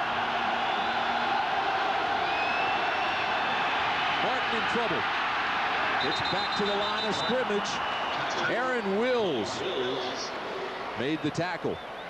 Clock moves, 30 seconds here in the half. Still have that 1, but you can't waste it here. T. Martin audibleizing. Hand signals to the wideouts. 2nd down. Across the middle. Touchdown. Tennessee. Dante Stallworth with the touchdown catch. And that was a 9-yard strike. Was that ever a strike? Brett Favre couldn't throw it any harder than that. And if you get a ball thrown that hard, You've got to have someone with some nice hands on the other end, and Stallworth came through there. And he beat one of the best. There was help over the top with Mike Brown, but that ball was thrown so fast, so hard, he had no chance to get there. Alex Walls adds the extra point. Big touchdown. That touchdown is huge. Yeah. Boy, you had the feeling that Nebraska was ready just to close the door and blow them out of here. Hey, now you gain momentum, Tennessee fans. You go to the locker room, you say, T, nice job. Let's do it again. Let's keep the pedal down. Well, they haven't been shut out in the first half this year, but this was close. Look at this. Up top of your screen, little slant route, and Mike Brown tries to get involved as the safety comes over. But that ball was zipped, and they know how important that one was. So the scoring strike. T. Martin to Stallworth. And how good? With 18 seconds left, the Volunteers make it a 10-point game. How good's Dante Stallworth? I'm told by coaches he is a sure first-round draft choice if he stays healthy and continues to progress. He's that good. Well, how about this? He's getting better all the time. 23 receptions coming into this ball game, and 17 of those have been in the last 5 games. He has 4 catches tonight. You know, Bobby Newcomb is one of the returners. If I'm kicking, I do not kick it to it. Either squib it or kick it to any of the other 10 guys with red jerseys. Well, they squib it to keep it away from Newcomb. The up man takes it. And with 14 seconds left, Nebraska will have great field position, but not much time to take advantage of it. Tackled by number 6, Constantine Ritzman.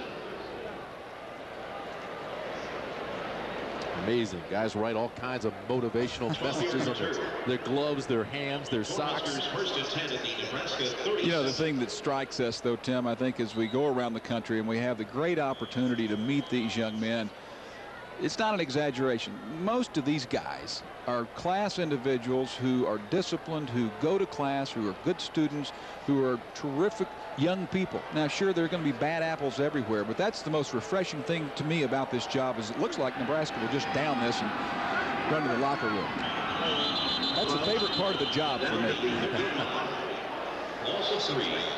Well, the final 5 seconds of what has been a terrific first half. Nebraska most of the way. A great finish by Tennessee. And all of a sudden we have a 10-point game. Let's go downstairs. Here's Leslie.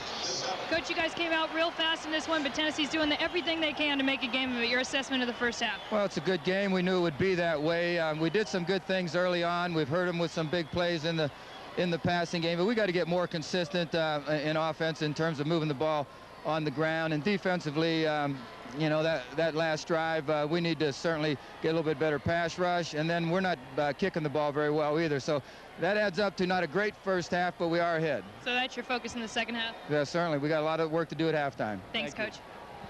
Up to Tim. All right, Les, thanks so much. Frank Solich painting the moon blue. He didn't think they played that well at all. Hey, when we come back, we'll take you back to the Big Easy. New Orleans, John, Terry, and Bobby Bowden. Goodell. Coach, obviously that last possession of the first half was big for you guys. What do you plan to do in the second half to get back in this? We've got to help our defense a little bit more. As I said earlier, the last drive we got a little bit done. Our defense has kind of got the feel of the offense, of their offense, I think. Now we just get them stopped here. The first 5 minutes is big. Thanks, Coach. Best of luck. Back to you, Dean. All right, and I think he's exactly right, Dino. The first 5 minutes is big. Yeah. Tennessee closed the first half with a touchdown. They've got to come out strong here to start the second. Well, they do. They just need to run that 2-minute offense here when the second half starts. I think that Nebraska had a lot of success left, both running and passing. All their passing yardage was to the left. And although Nebraska didn't take advantage of the 2 turnovers, they did not turn the ball over, and that is critical. Remember, 80% of the teams who win the turnover battle win the games. Boy, Nebraska started out with big plays. I mean, it was big plays right from the get-go. Eric Crouch had a 30-yard run. Dan Alexander capitalized that with a 7-yard touchdown. Of course, the big return by Bobby Newcomb. It was big plays, and it was all Nebraska to start the first 15 minutes of this ball game.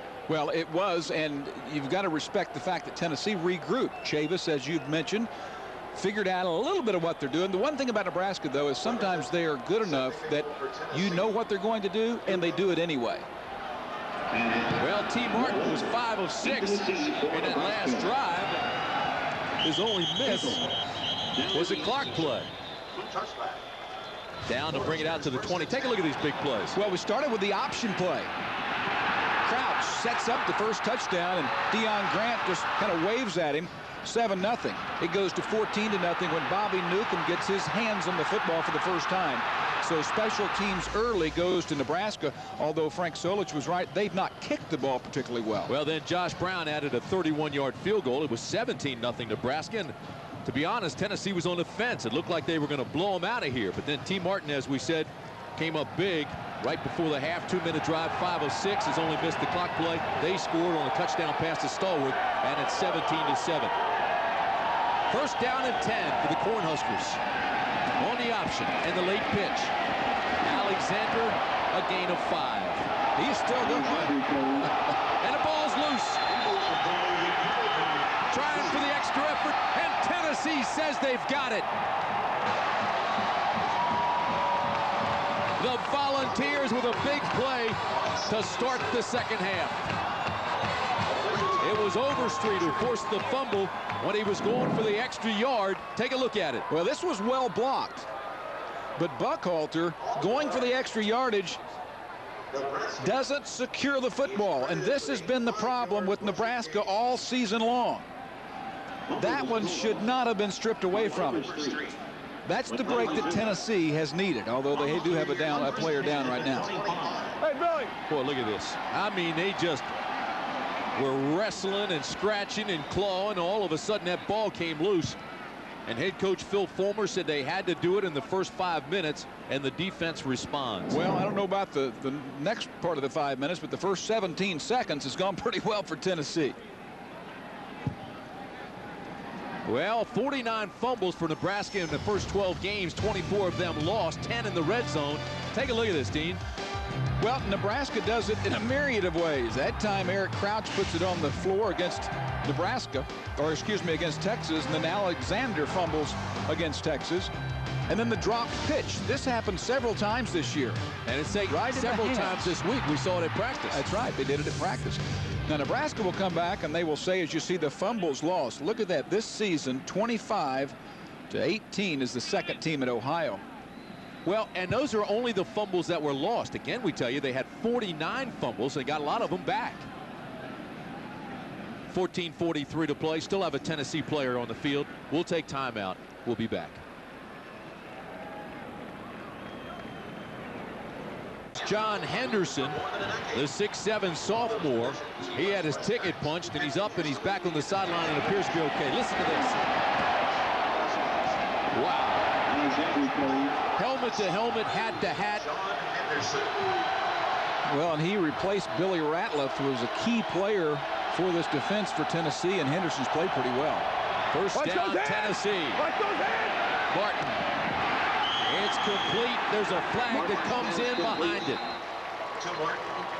David Martin with the catch. There is a flag.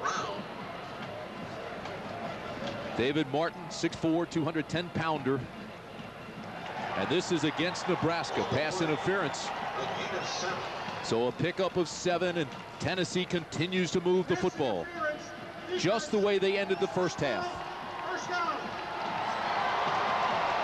That was a very well executed play on both the offense and the defense, although there was a little bit of interference, but there wasn't much room there. T. Martin threw another strike. Other than the clock play, he hasn't missed. No, he hasn't.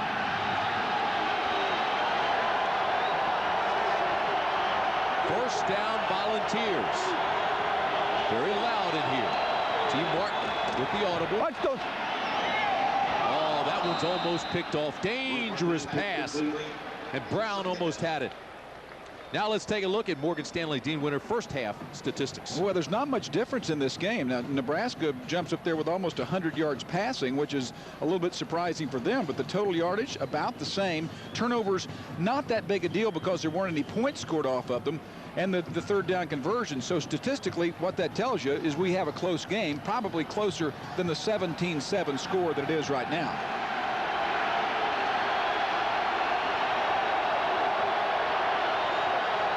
Second down and 10.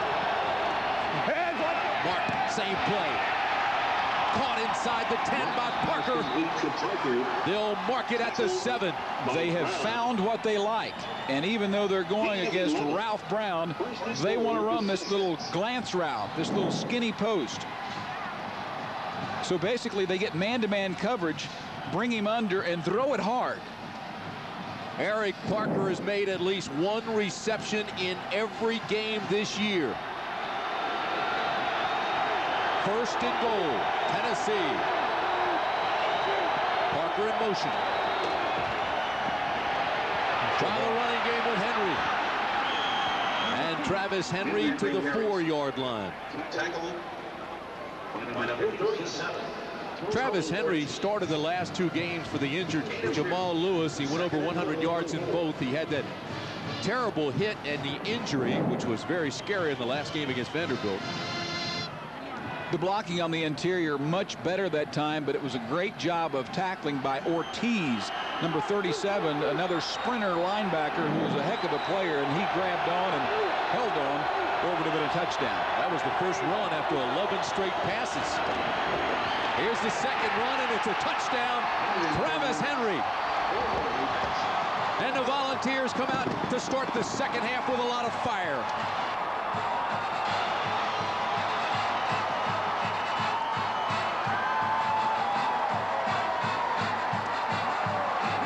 This is the old counter gap play. Look at the left guard pulling, knocks out the defensive end, and it could not start better for Tennessee. Just as the first half couldn't have started better for Nebraska, this half starts perfectly for Tennessee as they take advantage of the turnover. Alex Walls adds the extra point. It's a 3-point game.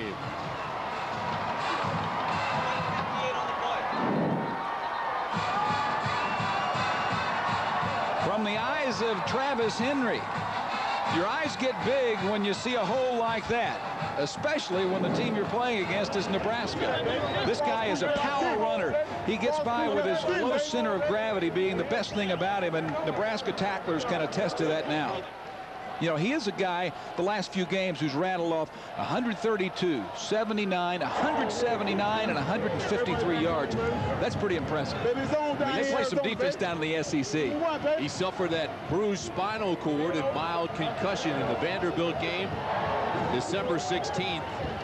But he's healthy, he's fit, and he's a bull. We've got a ball game.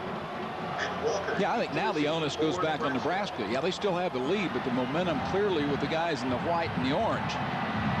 4 plays, 25 yards for the score. And they'll try to keep it away from Bobby Newcomb. Kick it to the corner. And they'll bring it out to the 20. Well, again, a reminder, Tuesday night on ABC, it's the national championship game.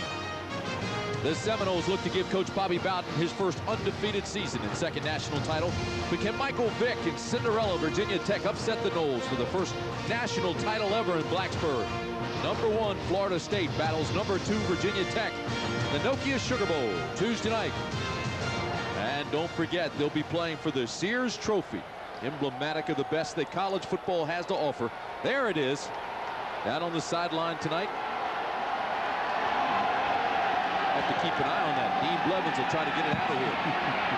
Nebraska goes deep to Davis and incomplete. Overthrown. All possessions are big. I guess this is the biggest possession of the game so far. A little talking going on there with Davison and Lott. But this is the biggest because it's now, but it's also big because Nebraska needs to reestablish itself. Now you put yourself behind the chains. You're 2nd and 10 after going for the home run ball there on the first down.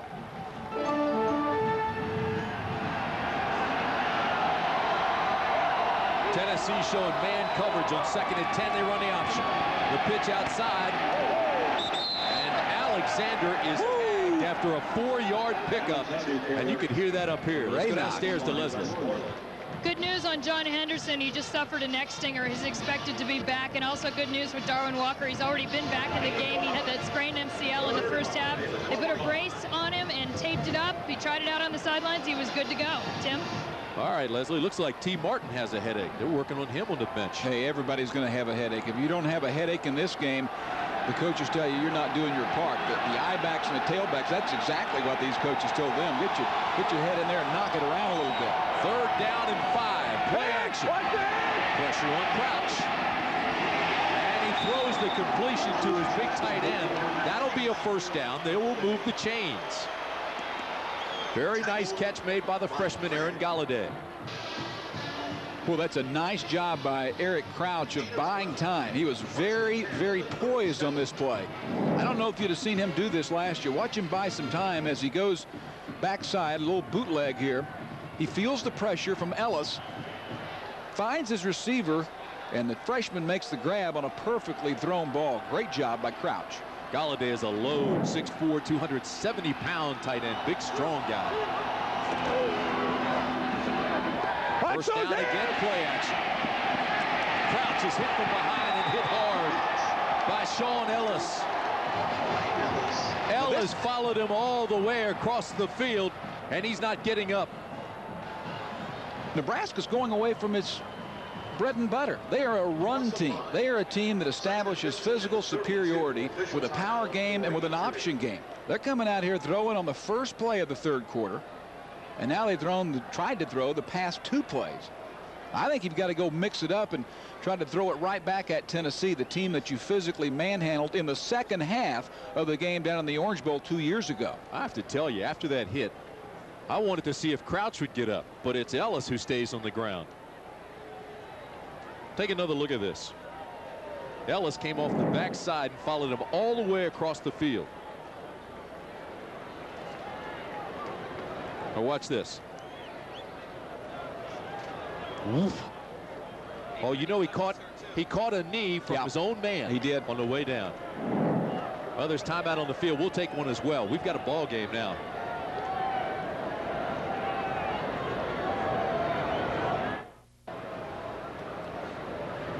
Sun Devil Stadium nestled in the Tempe Buttes alongside Tempe Town Lake, which is just 6 months old now. Gorgeous scene for this Tostitos Fiesta Bowl. Take another look at this play. 2 players are hurt. Ellis still down on the field, and it looked like Rashad Moore, number 95, who kicks him in the head, and he's hurt as well. Boy, and then 58 is Dave Volk. He's 300 pounds. He lands on top of him. The big guy is going down. I mean, Sean Ellis has gone down, is down. Henderson has been down, the big defensive tackle. Darwin Walker earlier in the ball game, and Rashad Moore, number 95, there as well. So Walker, Moore, Henderson, Ellis. Now you mentioned Volk.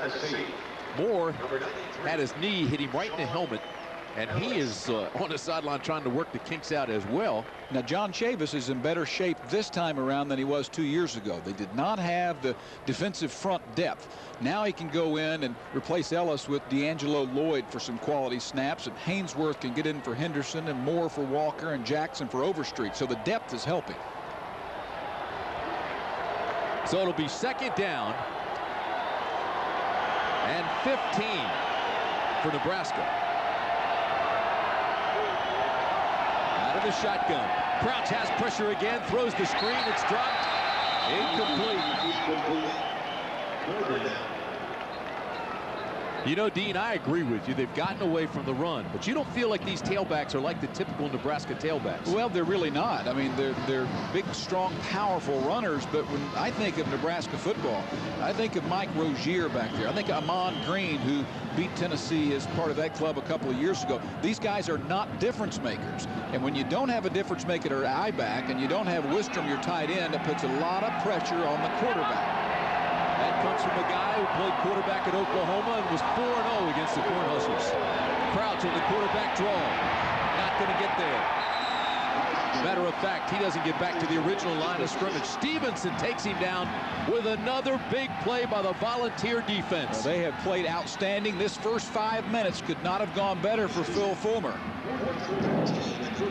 The defensive front. Watch Stevenson here, number 28, stay at home in the middle, right in the middle. he's got his sights set on number 7, and Nebraska is playing back on its heels. The key there, he was patient, maintained his leverage, and took him inside out. Good play by Stevenson. Oh, this is a low liner. Parker will have a chance to return it. Looking for some help, though. And he brings it back to the 42. 35-yard punt. 11-yard return. Let's go downstairs to Leslie. Boynton, the defensive line's really getting beat up for Tennessee. Sean Ellis is out right now, but the good news is that he too just has a neck stinger, so there is a chance of him coming back to this game as well. 11-yard return. Now, it's important, Tim, that Tennessee be the aggressor. They stay on the offense. You know, that first quarter, they were going backwards. They didn't really assault Nebraska. I think they figured out a little bit about what Charlie McBride was doing defensively, scheme-wise, and then they got on the perimeter. They used all 160 feet width of this field, and I think that's what they need to go back to, being aggressive. Now, the Vols have a lot of momentum. This is a key drive. First down. Over the middle, open. Big gainer, first down. Cedric Wilson with the completion. That's 4 receptions now for Wilson. All of them seem to be first down plays. And there he is. Cedric Wilson, a former high school quarterback, underneath the coverage. And Booker, Deion Booker, the brother of former Husker star Michael Booker, trailing. Leonard Scott checks into the ball game now for Tennessee. He is the fastest volunteer ever. Indoor sprint champion. Had that touchdown against Vandy in the last game. First down, Vols. Here we go. Martin looking deep. There he is. Almost. Ralph Brown on the coverage. Put him in the game and turn him loose. That's the name of college football. That's what it's all about right now. It's one-on-one coverage. It's come get the quarterback if you can. It's throw it down there deep and let's see who can make a play. And that time Ralph Brown wins over the freshman Scott, who Tim was just talking about as being the fastest guy to ever play at Tennessee. Great coverage. Brown told me the other day, he says, I run down there shoulder to shoulder with them, and when I hear the crowd get to as loud as it can get, I know to look back, and that's what he did then. He's got to make that catch. It was in his hands. I think Brown got away with a face mask. Here's T. Martin.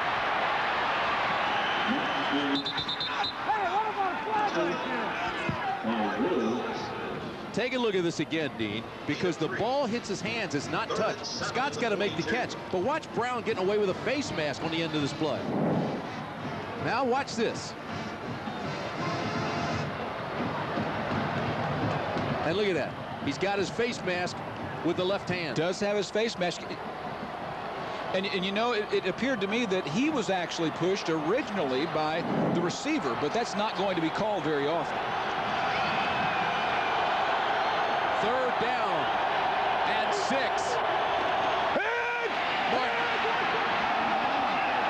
looking for a flag. There is none. Stallworth was down. And Phil Fulmer is hot.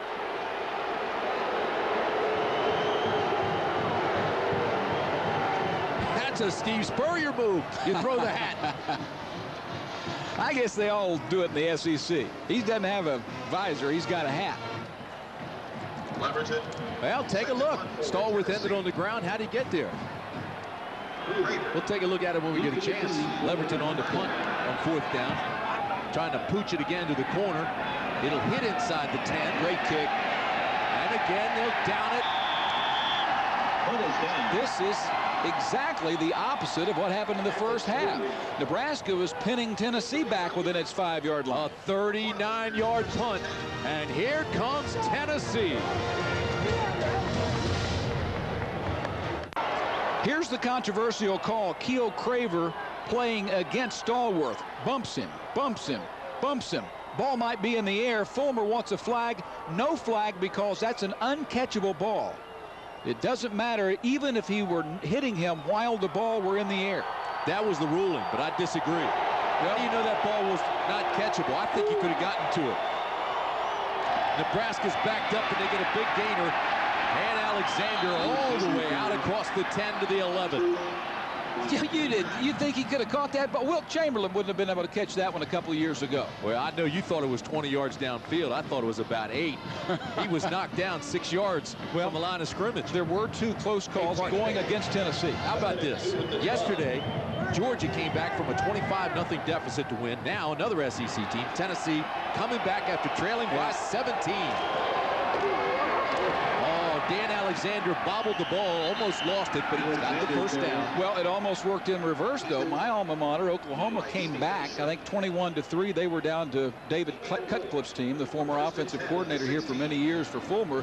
The Mississippi Rebels were up 21-3, and Oklahoma came back and almost got it. Watch this. He had a fumble earlier. Now they're thinking about it. I asked Alexander the other day, do they harp on it? Does that bug you? And he says, yeah, we're trying to not even talk about it. Here's Alexander, big hole, lead blocker to the 22-yard line. We've got another injury. At the end of that play, a Nebraska offensive lineman did something to either an ankle or a knee. And it's Deion Grant, the All-American, who comes up limping. Rayola is the lineman I was speaking of, though, the center, and this guy is a star. Deion Grant's hurt. He's going to come out of the game.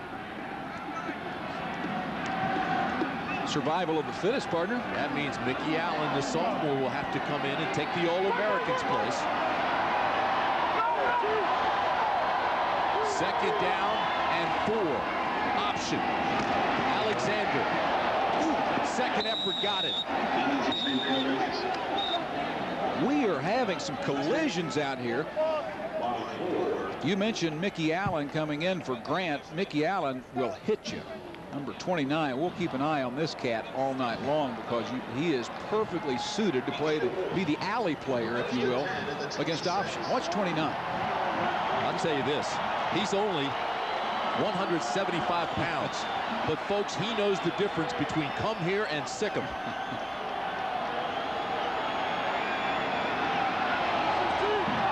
They move the chains. First down, Cornhuskers. Again, the option. Crouch.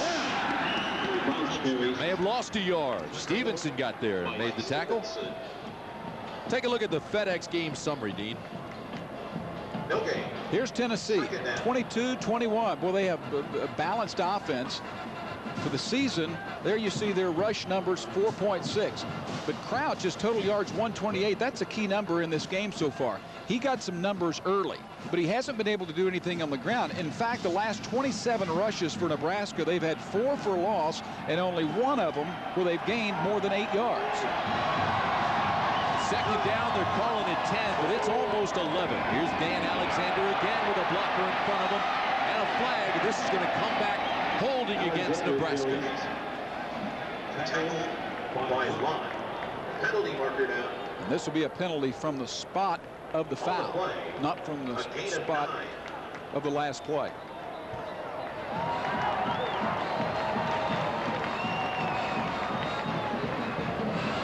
What a great scene tonight. What a great stadium. I know there's a lot of talk around here about building a new stadium. By the way, the aerial coverage provided by Tostitos. But Sun Devil Stadium, dressed up, has never looked better. Boy, isn't it a great night, great scene? This has been wonderful. I was so happy when this thing came together. Hey, partner, didn't we have fun last night with the Tostitos folks? Yeah. In the grand ballroom, and we sat and we chatted. They asked us all the questions that we probably had no answers to, but had a lot of fun making it up.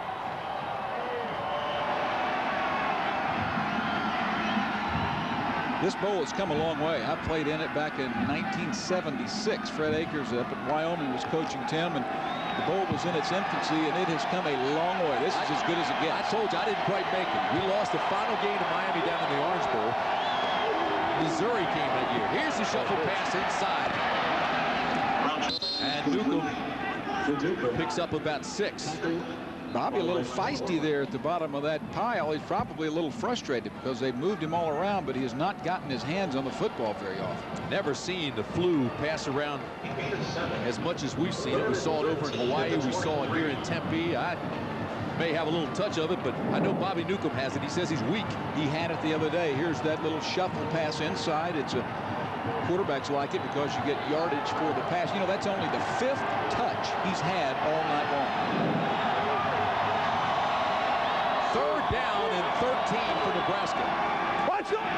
Crouch with time. Throws to the outside. He's got a strike to John Bowling. Oh, what a big first down for Nebraska. They needed 16. They got 17. We're seeing good football. We're not seeing plays that are busted. We're seeing precision passing and defensive players who are going for interceptions. You got to give credit to your strong safety here, Fred White, number 2. He breaks on that ball because he thinks he can get it.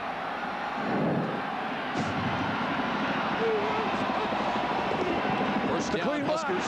They go to the fullback. It's wide open. Look out, Willie Miller. He's got speed for a big guy. They take him down at the 14-yard line, but Willie Miller, the junior from Omaha, Nebraska, straight up the middle.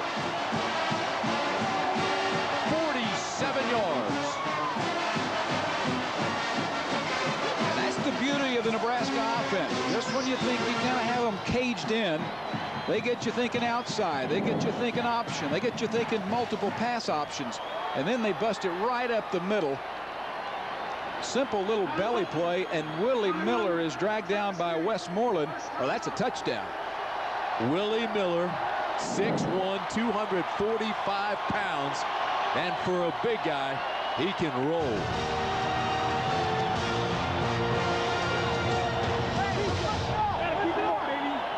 They've been terrific this year. Here's what they've done. Yards allowed against these teams. 8 yards. 123, 162. Their average, 176, is what they have lost. They held them that much below their average, each of those teams. One team rushed for more than its average. Brown drops, looks, man open, touchdown, Galladay, Nebraska.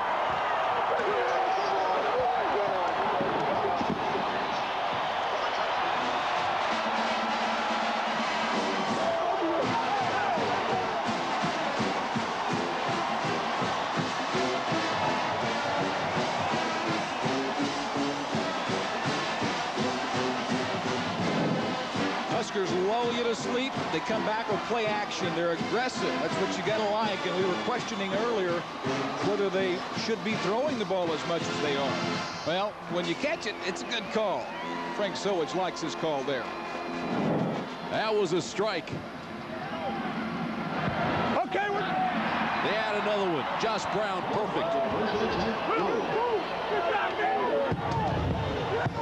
Tennessee is so banged up defensively now, it's going to be hard to stop the Cornhuskers. They made that drive look easy.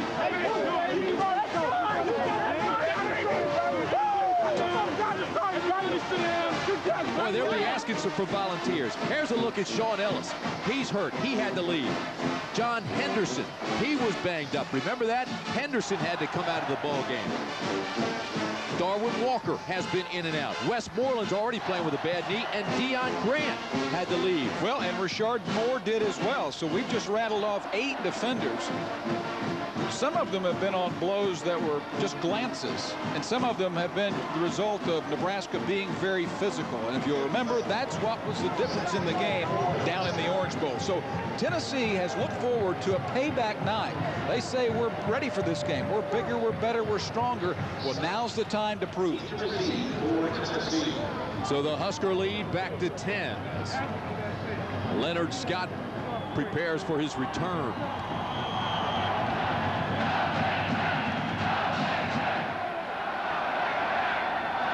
4:44 to play, third quarter. Aidenfeld's kick is long, and Scott takes it at the 2. Scott needs a block, and all the way out to the 27. Well, everybody's talking about, certainly we have all night, the Nokia Sugar Bowl, the national championship. And folks, we can tell you the Nokia Sugar Bowl has gone interactive with ABC's Enhanced TV.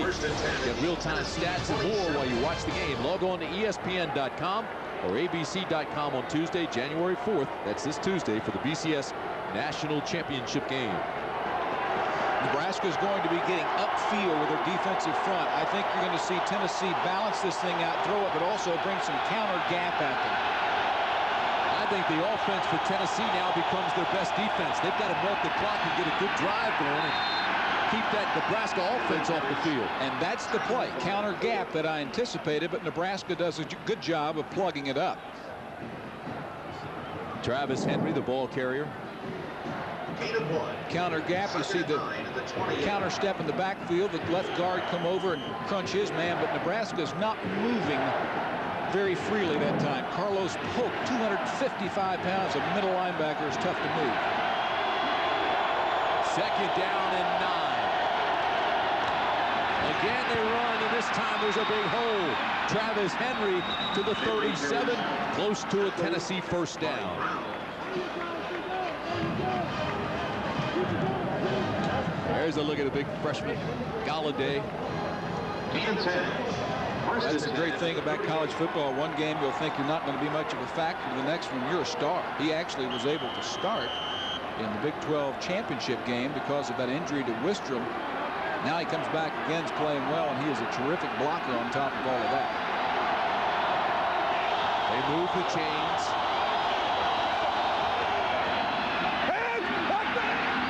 Martin has this. Oh, it looked like it should have been caught by Dante Stallworth. And that would have been another first down, but it's dropped, so they bring it back. It'll be second down and 10. Steve Warren, great job of pass rushing here.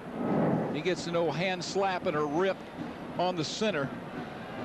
Watch him come right in the middle of your screen. Big, strong, powerful guy, 6'2", 305-pounder.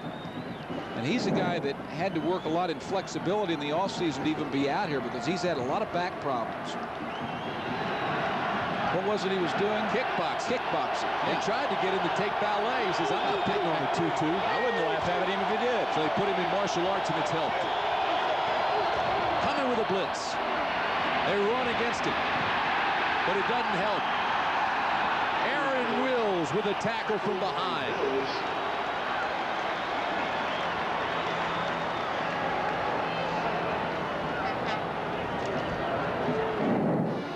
Will showing speed. He's not the fastest of defenders. But when you spread that offense out, when you make them go east-west, you have a great chance at tracking them down because Nebraska's going to free up a lot of defenders. They're just going to outnumber you. You have 7 blocking, they're going to bring 8. You have 8 blocking, they're going to bring 9. More Nebraska people here tonight than Tennessee, and they're on their feet. Third down and long. Only 1 of 8 on thirds. They throw this pass. They've got enough for the first. That's Cedric Wilson, the go-to guy. His 5th catch of the night. And that's the play they like in that situation. They like that little quick slant. We've talked about it 3 or 4 times tonight. They see a hole that you bring your man in motion. You bring Wilson in here. He stops because he can't get any closer to his offensive lineman, and he knows he has a soft spot in the zone. He hits that soft spot, and T. Martin is able to zip it to him quickly and pick up a critical first down. Leonard Scott checks back into the ball game. He's the speedster. Pass is dropped again by Stallworth. So on this one drive, Dean, Stallworth has dropped 2 passes that should have been caught. Oh, and that one was big. I mean, Keo Craver, for whatever reason, wasn't ready on that play, Tim. He was buckling his chin strap, still not buckled. He wasn't in position.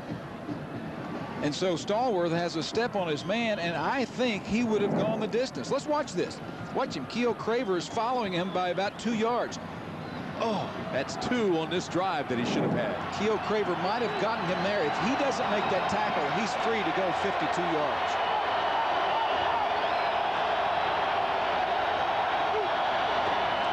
They need 10. Pressure. It's 101. And Parker can't get around the corner. Hey, want to join ABC Sports in Atlanta for the Super Bowl? That's where ABC's going. We're going to cover the Super Bowl. Love to take you with us. Watch Monday Night Football for all the details. Tomorrow night, Monday Night Football. But remember, you got to watch to win because somebody's going to win a free trip courtesy of ABC Sports to the Super Bowl.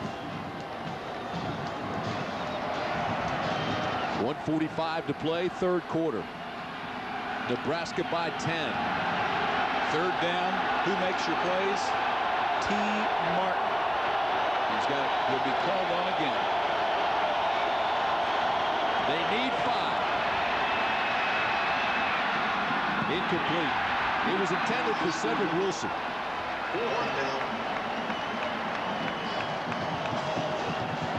Well, let's take you back to Tostitos' action play of the game. Bobby Newcomb on a punt return. It was 7-0 at this point. Dean, he broke this one for 60. Yeah, he's got the speed. You know, he's a sprinter, and watching him in practice, and you can see it right there, he runs like a sprinter. He gets those legs up, and I even asked him, I said, has anybody ever told you look, sort of run like Carl Lewis? He looked at me like I was an idiot. I love those Tostitos action highlights. Another pooch kick. Will they get it? Whoa! Got it on the 1. Oh, my! David Leverton again, a 45-yard punt. They pooch it inside the 10. It's marked at the 1. And another Tennessee player is shaken up. 45-yard punt. Cornhuskers first and 10. While we have a chance, let's remind you, coming up next Sunday, Dorothy Hamill leads a team of USA's elite skaters against the world's best.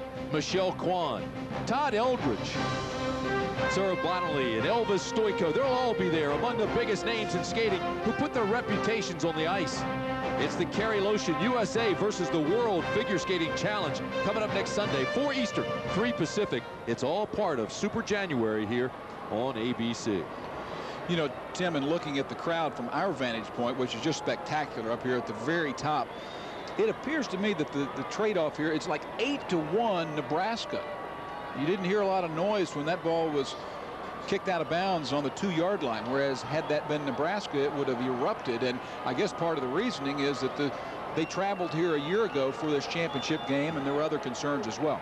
You know, Dean, we were talking about all the injured players for Tennessee, and we mentioned Sean Ellis as being shaken up several times tonight, and here he is again, down after that great punt. Yeah, I think he still is down, but I'm not sure. All right, let's see this one go out of bounds here. That was about 6 inches from going into the end zone. Actually, that is not Sean Ellis. Yeah. I think that's Gaines, the backup. Teddy Gaines. Yeah. I was going to say, if Ellis got down there that quickly to cover that punt, he really had some speed for a big guy. Ellis says, hey, Tim, I'm here. I'm ready to go. Oh, Sean knows I love him. So I'm trying to give him that pop, say how fast he is. Sean Ellis is back in the ball game. That's good news as Gaines gets helped off. Looks like Gaines will not be back in the game. That doesn't look good.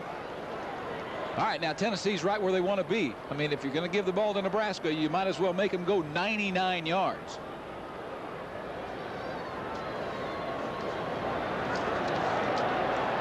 Two great programs, two great traditions. Look at the field position in this half.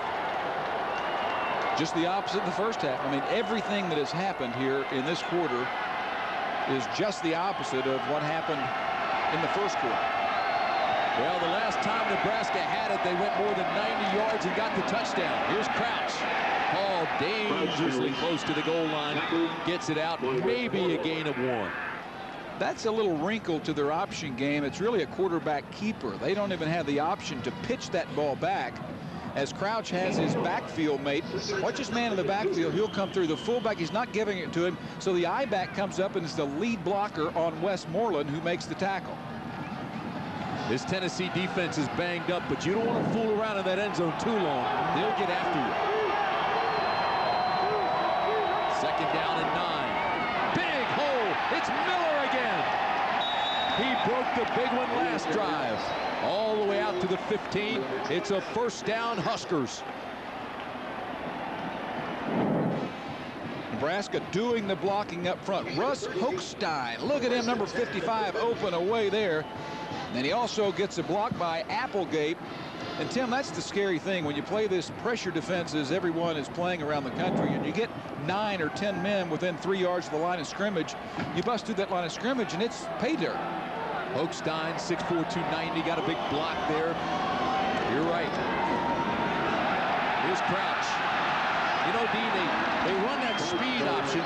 Very rarely they run the triple option. They actually run it oftentimes like Fisher to Berry runs the fishbone out there at Air Force, but they haven't been giving it to the fullback until this half. And both times it looked like it surprised Tennessee. They didn't have anybody on Miller. Some of those are called plays where they give it to the fullback. Some of them are reads where they read the 5 technique. Great quarter of football, both teams.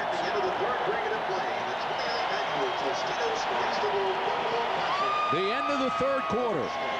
A 10-point game. ABC Sports presentation of college football will return after this message and a word from our ABC stations. This stadium built back in 1958. It's hosted 4 national championship games and a Super Bowl, and tonight it's got a dandy. Nebraska jumped out to a 17-0 lead. Tennessee closed the half with a very critical touchdown. T. Martin to Dante Stallworth. They scored immediately to start the second half. And then in the last possession, Nebraska went 96 yards. They're ready to go 99 on this drive. Or at least they're trying. Dan Alexander around for the first down again. But what a ball game. Well, it's wonderful. And I told you earlier in the week that I felt that either way, this was going to be a game that goes into the fourth quarter. I felt that both teams were good enough to stage a comeback, and they are so evenly matched. But having said that, this is a huge drive. Tennessee has fallen back to 10 points down, and although they have played well, if Nebraska takes this and scores, it will be mighty difficult for Tennessee to win this football game. Tim Brandt, Dean Blevins, Leslie Goodell with you. Sun Devil Stadium. Another big game by Alexander. They're just starting to pull them and push them and shove them. And the Nebraska strength starting to show. Yes, it is. But let me ask you, partner, how about the fourth quarters they had against Texas? The fourth quarter they had against Colorado? Complete breakdowns. Well, I think that you build on that. I think that the offensive staff gets with the offense and says, guys, you know, something's wrong here. We've got these fourth quarter classes. We have this great weight program. We have this great conditioning program. Where are we in the fourth quarter? Really, the only 2 bad quarters they've had all year. The Huskers could be playing for their 4th national championship since 1994. But they lost to Texas by 4 and had to battle Colorado right down to the wire. First down, again, it's Dan Alexander. And again, they're just starting to wear down that banged-up defense of Tennessee. Well, it is banged up, but you've got a lot of starters in there for Tennessee, and it's not taking Nebraska 3 downs. Usually when you have a team running it at you, you have to grind it to pick up the first down, and Nebraska's doing it in chunks of 1 down and 2 downs. They don't need a third. You look at Phil Fulmer, obviously concerned. John Chavis, the defensive coordinator, told us he wanted to play a lot of people early to keep the defense fresh for the fourth quarter. He thought that would be a key, and certainly right now they look tired. Absolutely. Wicks, first down, and again, it's the tailback, Buckholter, big hole. Buckholter all the way down to the 20-yard line and inside the 20. Perfect call against that blitz. You talk about a lane opening up. Raynoch, Thompson, Westmoreland, they all come on the blitz. They don't get there. Look at the alleyway open up. 63, James Sherman out front doing the blocking. And that leaves Grant laying a body block to get Buckholter down. Nebraska getting them in chunks. That was 27 yards.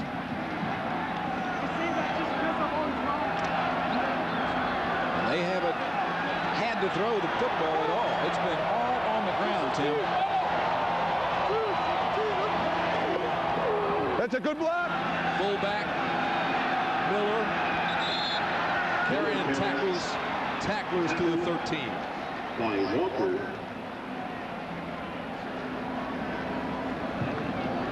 You have the feeling if Nebraska scores here, it's Katie bar the door.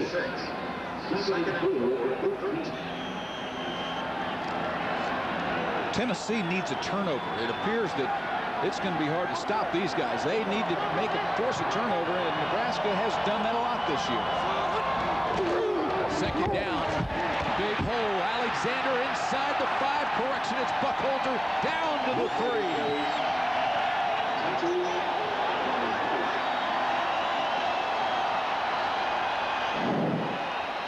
This is power football. Look at Rayola, the guard, no, the center. Look at Willie Miller, 15. And Buckhalter is not really the power back. He has good power at 225 pounds. Alexander's more of the north-south bull, but he was a hard man to pull down. Mickey Allen stopped a touchdown, or at least delayed it. Here they go again. Straight ahead. Touchdown, Corral Buckhalter.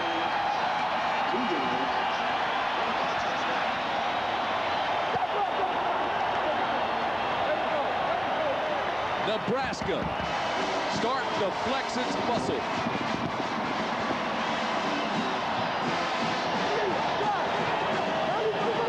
This drive was nothing more than Crouch turning around and handing it to the big guys behind him and saying, up front, Hochstein, look at 55, blow his man out of there. Every one of the defenders is back in the end zone.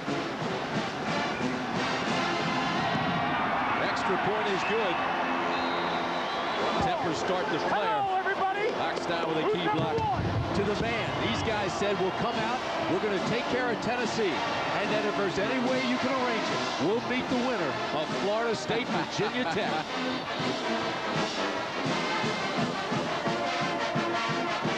Drop on a chilly night in Tempe, Arizona, but Nebraska continues to heat up.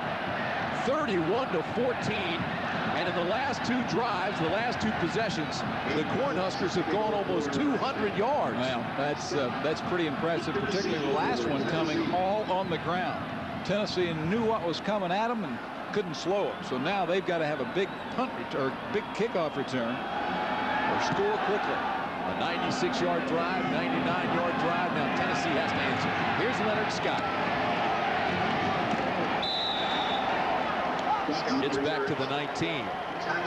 11:52 remaining in the ball game. Hey, Charles Schwab will make contributions to the scholarship funds of each of the universities represented in the Bowl Championship Series. We thank him for that.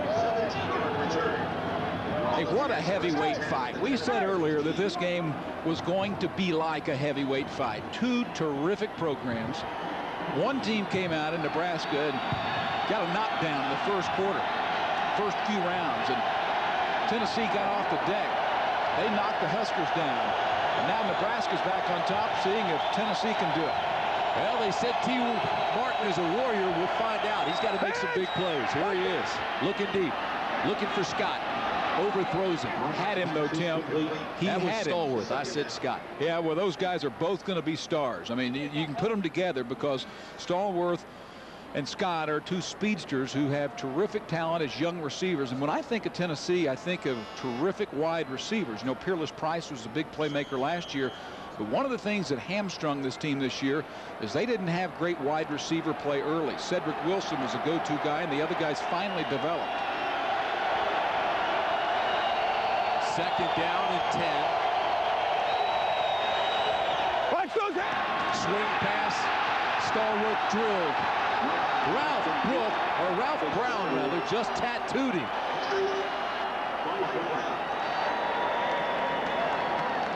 If you remember in the first half, this was one of the effective plays that Tennessee went with. You make a halftime adjustment, you say, Ralph Brown, stay in there. Be looking for him and then lay a lick on him, but when he doesn't know it's coming. That's the kind of hit that'll rattle your fillings and put your eyeballs in your forehead. Third down and 13. Goes over the middle, and here it's caught by Wilson. They needed 14. They got 13. Now you got to think about it. 10:50 to go in the game. If you don't make the first down here, it's over. It's over.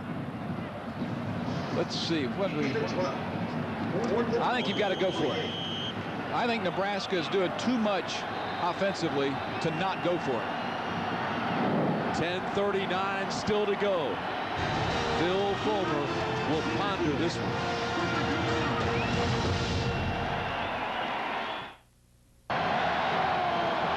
10:39 to play. Tennessee down by 17. It's fourth down and 1 in their own territory, and the Volunteers are going for it. Play action. Got the first down with a terrific catch by Johnson. Oh, Oh, my. Wide open. T. Martin did not throw a great pass, but Neil Johnson made a terrific catch. And they never throw to their tight ends. They throw to their tight ends about 3 times a year. That is a wonderful catch. Look how wide open he is. Well, and I thought T. Martin would run that ball to pick up the first down. He's shaking his head. He's going, man, you just saved me. Game's over if he doesn't make that. His daddy is proud of him. Neil Johnson's dad played at Tennessee, and I can tell you his chest is swelling up now. T. Martin to throw. Has a man open. It's another first down. You know, Tim, one of the reasons that I felt that they had to go for that is that their defense is so tired. They were on the field for those 2 long drives, and if you put them back out on the field, if you punt the ball and give it back to Nebraska with good field position, I don't think they're going to slow them down. Now you have a chance to go score and rest your defense. Stallworth made that catch, and had he been able to stay in bounds, he was gone. Look at the average yards on first down for Nebraska. 9 yards. First down, Tennessee. Now the Volunteers fighting Nebraska and the clock. Here's the draw play. That's Jamal Lewis, and he gets 4.5. Lewis carries. Tackle by Polk. That's like sitting down in Vegas at the blackjack table and being on 16. you know, hit me. 2nd and 5 at the 49.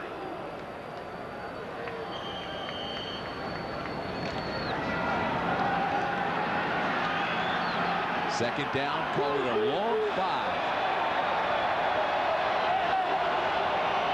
T. Martin trying to change. He wants to go to the other side. Repositions his back. Now looks to the outside. And it's complete. And Stallworth is out into Nebraska territory. He'll need about 2 more for the first. That's 7 catches now for Dante Stallworth. Stallworth, the redshirt freshman from Sacramento. Boy, they are taking their time. Yeah, I don't think you're in a rush mode, but I think you take care of your business. I mean, you get in the huddle, you get back there, you get ready to go. The problem is the play call is very slow coming in from Randy Sanders at this point. Well, there has to be a sense of urgency because we go under 9 minutes now, and they still need 3 scores.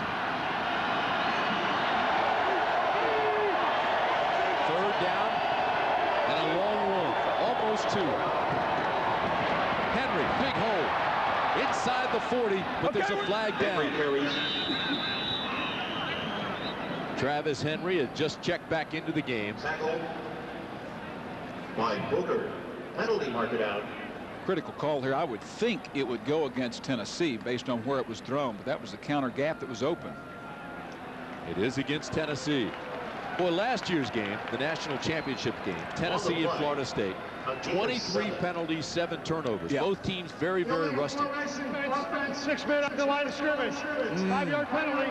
Still 6 3rd down. This year, both coaches took different approaches, or at least Nebraska and Tennessee coaches took different approaches. It's been a fairly well-played ball game. It really has been well played. That's a penalty, though, that really hurts. 6 men on the line of scrimmage. You've got to have 7. And that's not a procedure holding. That's a mental mistake right there. Well, instead of a first down, they now have 3rd down and 6. Watch those hands! Martin throws to the hook. He's got it. It's a first down. And again, it's Cedric Wilson, the go-to guy, who picks up the first. That's 7 catches for Wilson. T. Martin lighting it up right now. He's finding the soft spots. Here he gets Deion Booker playing soft in the secondary. As you know, you have to. In that coverage, they're in the right situation. They have the right play called for that coverage. Martin with pressure. Ball's loose. Tennessee gets it back, but they'll lose 4. Aaron Wills forced the fumble. He had the pressure. By number 52. You know, Dean, the game has changed to the point where Booker and Brown have to be involved in a lot of tackles. You're seeing the strong safety becoming almost like a linebacker. Yeah, you really are. And this is one that could have been Katie bar the door for the guys from Tennessee, but that's Coach C. Coleman, the All-American there, the junior who I think is going to come out after this game into the NFL, saving the day, or at least giving Tennessee a chance. Just talking about the safeties, Booker goes out, Finley comes in. 2nd down and 14. Here's a double pass. Wilson's going to throw this one. Has a man wide open. Hits Stallworth. Touchdown, Tennessee. Wilson's pass complete to Stallworth. 44 yards. Oh, my. The Vols come rolling back.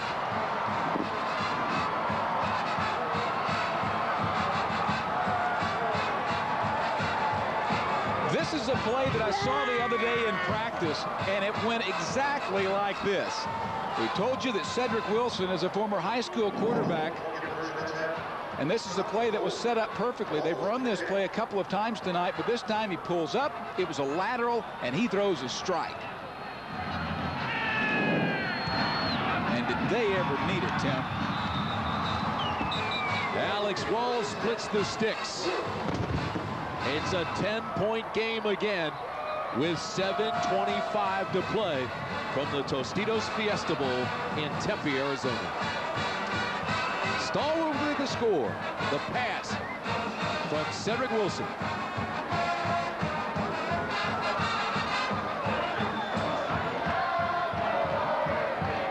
Shorts. Watch Stallworth here. Keo Craver's 3. Brown, the safety, is not going to give deep help. So Keo Craver bites on that one. The hook is planted, and that's a wide open pass for Cedric Wilson, who knew, Tim, that he didn't need to lead him the way he would if he had a defender close. Perfectly executed trick play.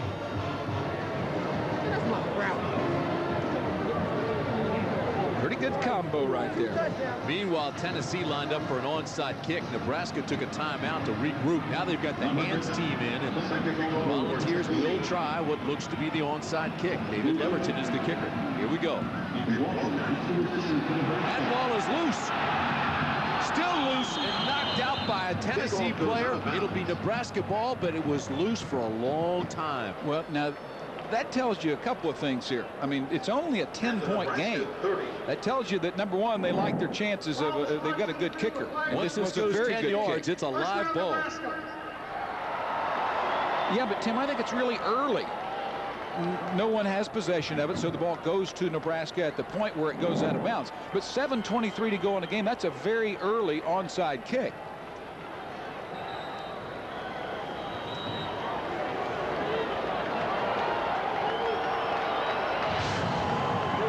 Last two drives have just been dominant for Nebraska. Well, they really have, and their offensive line is just leaning on Tennessee and wearing them out. These holes that are being opened are big enough to drive a golf cart through.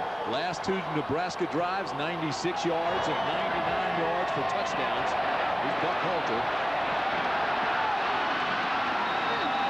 Actually, that's Alexander. We're up here on the 12 stories up. Yeah. 120-some feet. It's hard to see this. This game is a rumor.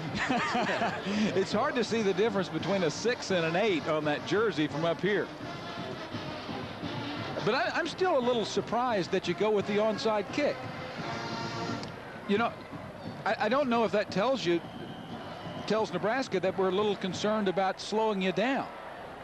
You know, you can see where we are, way up on top top of this press box. This is a brand new, fairly new press box that they built when the Super Bowl was out here. Yeah. Super Bowl 30. That's right. I was here. Cowboys beat Steelers. Made us a lot higher than we used to be when we come out here to do games at Sun Devil Stadium, but it is gorgeous. First down, Cornhuskers. That's Alexander, and he almost broke it. Now, for what Alexander doesn't give you in the wiggle stuff, in the swivel hips, get outside and pure speed, he gives you back in power. This guy will run over you. He says, I'm a bully with the ball. In fact, remember he talked about his school where he's the bully at the school. He would scare the bullies off. He was his principal's favorite guy. Alexander now over 100 yards. Clock continues to roll down to 6:20. Again, they toss it back to the odd back. Close to another first down. He'll need the other yard. Hey, he ruled the ring and bowed to no one. The world premiere, Muhammad Ali, King of the World. Coming up Monday, January 10th on ABC. First, he was known as Cassius Clay. Then Muhammad Ali. Then the King of the World, Muhammad Ali, Monday on ABC. I was about to say, I wouldn't want to have to play the role of Muhammad Ali because there's only one, and then it'd be pretty tough for me to play that role. Crouch gets the first. Let's go downstairs to Leslie. Thank you very much, Tim. I'm with a man who's had his share of success on the Nebraska offensive line. Dave Remington joins me now. And Dave, what brings you back here to Phoenix? Well, I'm a special guest of the Fiesta Bowl. They've treated me well. I've had a great time, enjoying a great game. Every time I feel like I've been let down a little bit, Tennessee comes with a big play, and we've got to come back here and watch this thing again. I'm getting ready to go back upstairs and have a few sodas, you know, but they just let me do it. What are your thoughts on the Nebraska team that's out there, though? They seem really strong. Well, they have a tradition to have a good offensive line, and with a Dominic Raiola, their center, I think people forget about me and start worrying about him. He's a great center, and I can't wait a couple more years. How's football changed since you played college football? Well, simply the size of the guys. They're 6'6", 330 pounds is the norm. When I played at 280 pounds, I was one of the biggest guys out there. So just the size and the speed of the guys. Thanks a lot, Dave. You go get your sodas. Back to you, Tim. Along with his Tostitos. Buckhalter picks up about 4 yards. You know, Tim, he was talking about Raiola. This guy's a player now, and he's 300-pounder, one of the 4 Hawaiian players on the Nebraska team. He's also a 300-pound surfer, the only 300-pound surfer I've ever known. He has a size 14 shoe, and he says he uses that to the leverage to his advantage. This guy is really good. He averages 12 pancake blocks a game. It's because of his blocks and the rest of that line. 4 Nebraska players now have rushed for 50 yards or more. Alexander over 100. Flags fly everywhere. Hey, a rare penalty on Nebraska tonight. They have really played well. Looks like the big fella on the left tackle jumped, Adam Jolch.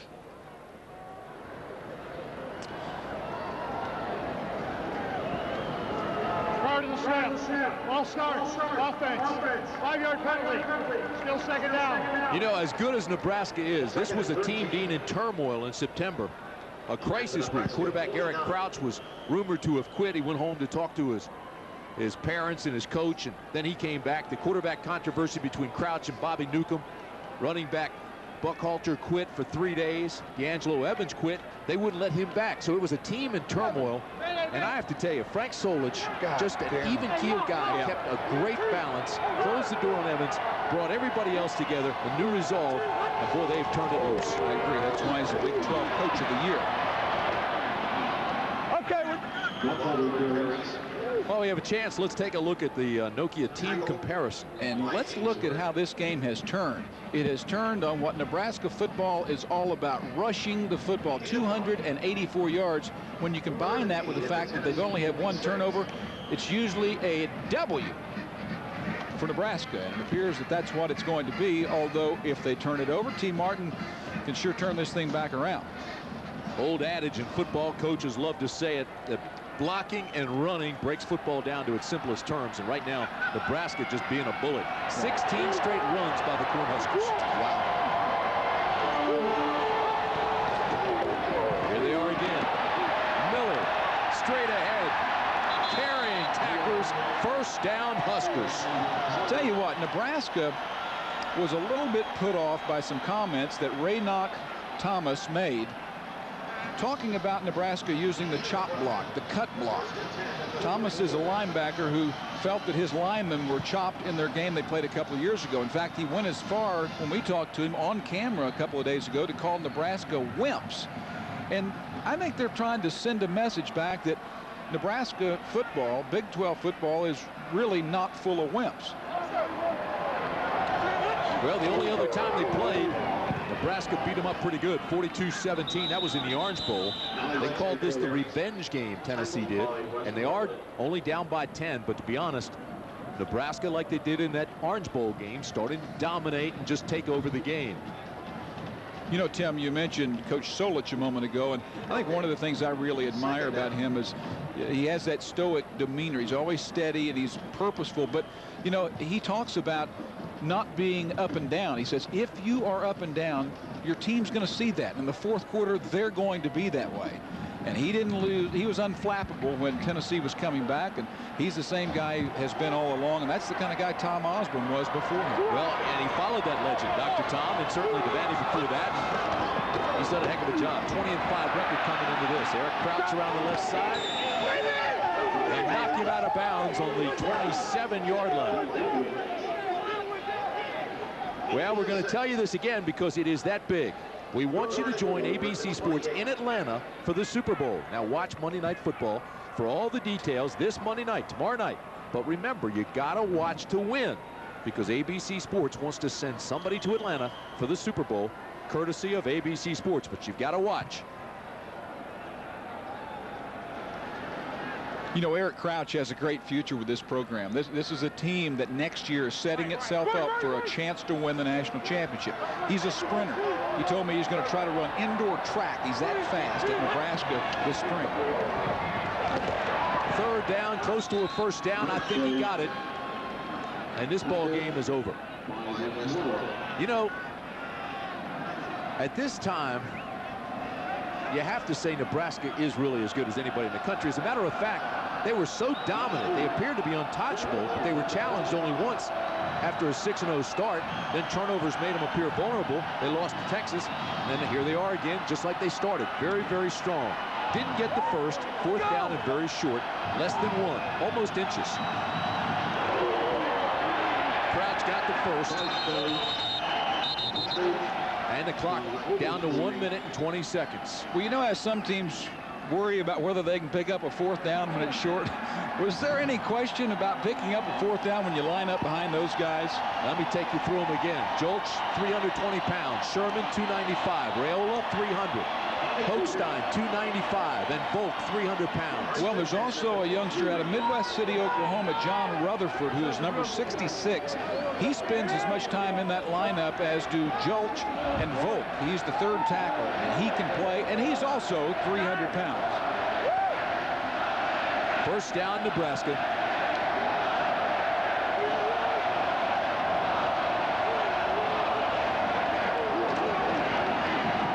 Executive producer of ABC Sports, Howard Katz. Executive producer of the Fiesta Bowl, John Filippelli. Coordinating producer, Bobby Goodrich. The producer of tonight's game here in the truck, Bruce Clark. What a job he's done. The director, Patrick McManus. We thank him for the pictures. Technical director, John Zippe. Associate director, Russell Brooks. Associate producer, Derek Mobley. D-Mobs was out at the Rose Bowl yesterday. Yes, sir. Assistant to the producer, Chris Damiani, John Coral. Computer coordinator, Jason Shafico. Second down and long. They need about 6. Oh, my. They're just pushing ahead. He's got another first down. Willie Miller. Always want to thank our spotter, Mark Williams, our statistician, John Madry, and Mark Amento, today the Red Hat. All the folks that have made this telecast possible, we thank them for that. We'll be back with some final thoughts. We're down to the final 5 seconds. Nebraska is going to win it 31-21 over Tennessee. That's the final score. We'll be back with some more thoughts and our post-game report right after this.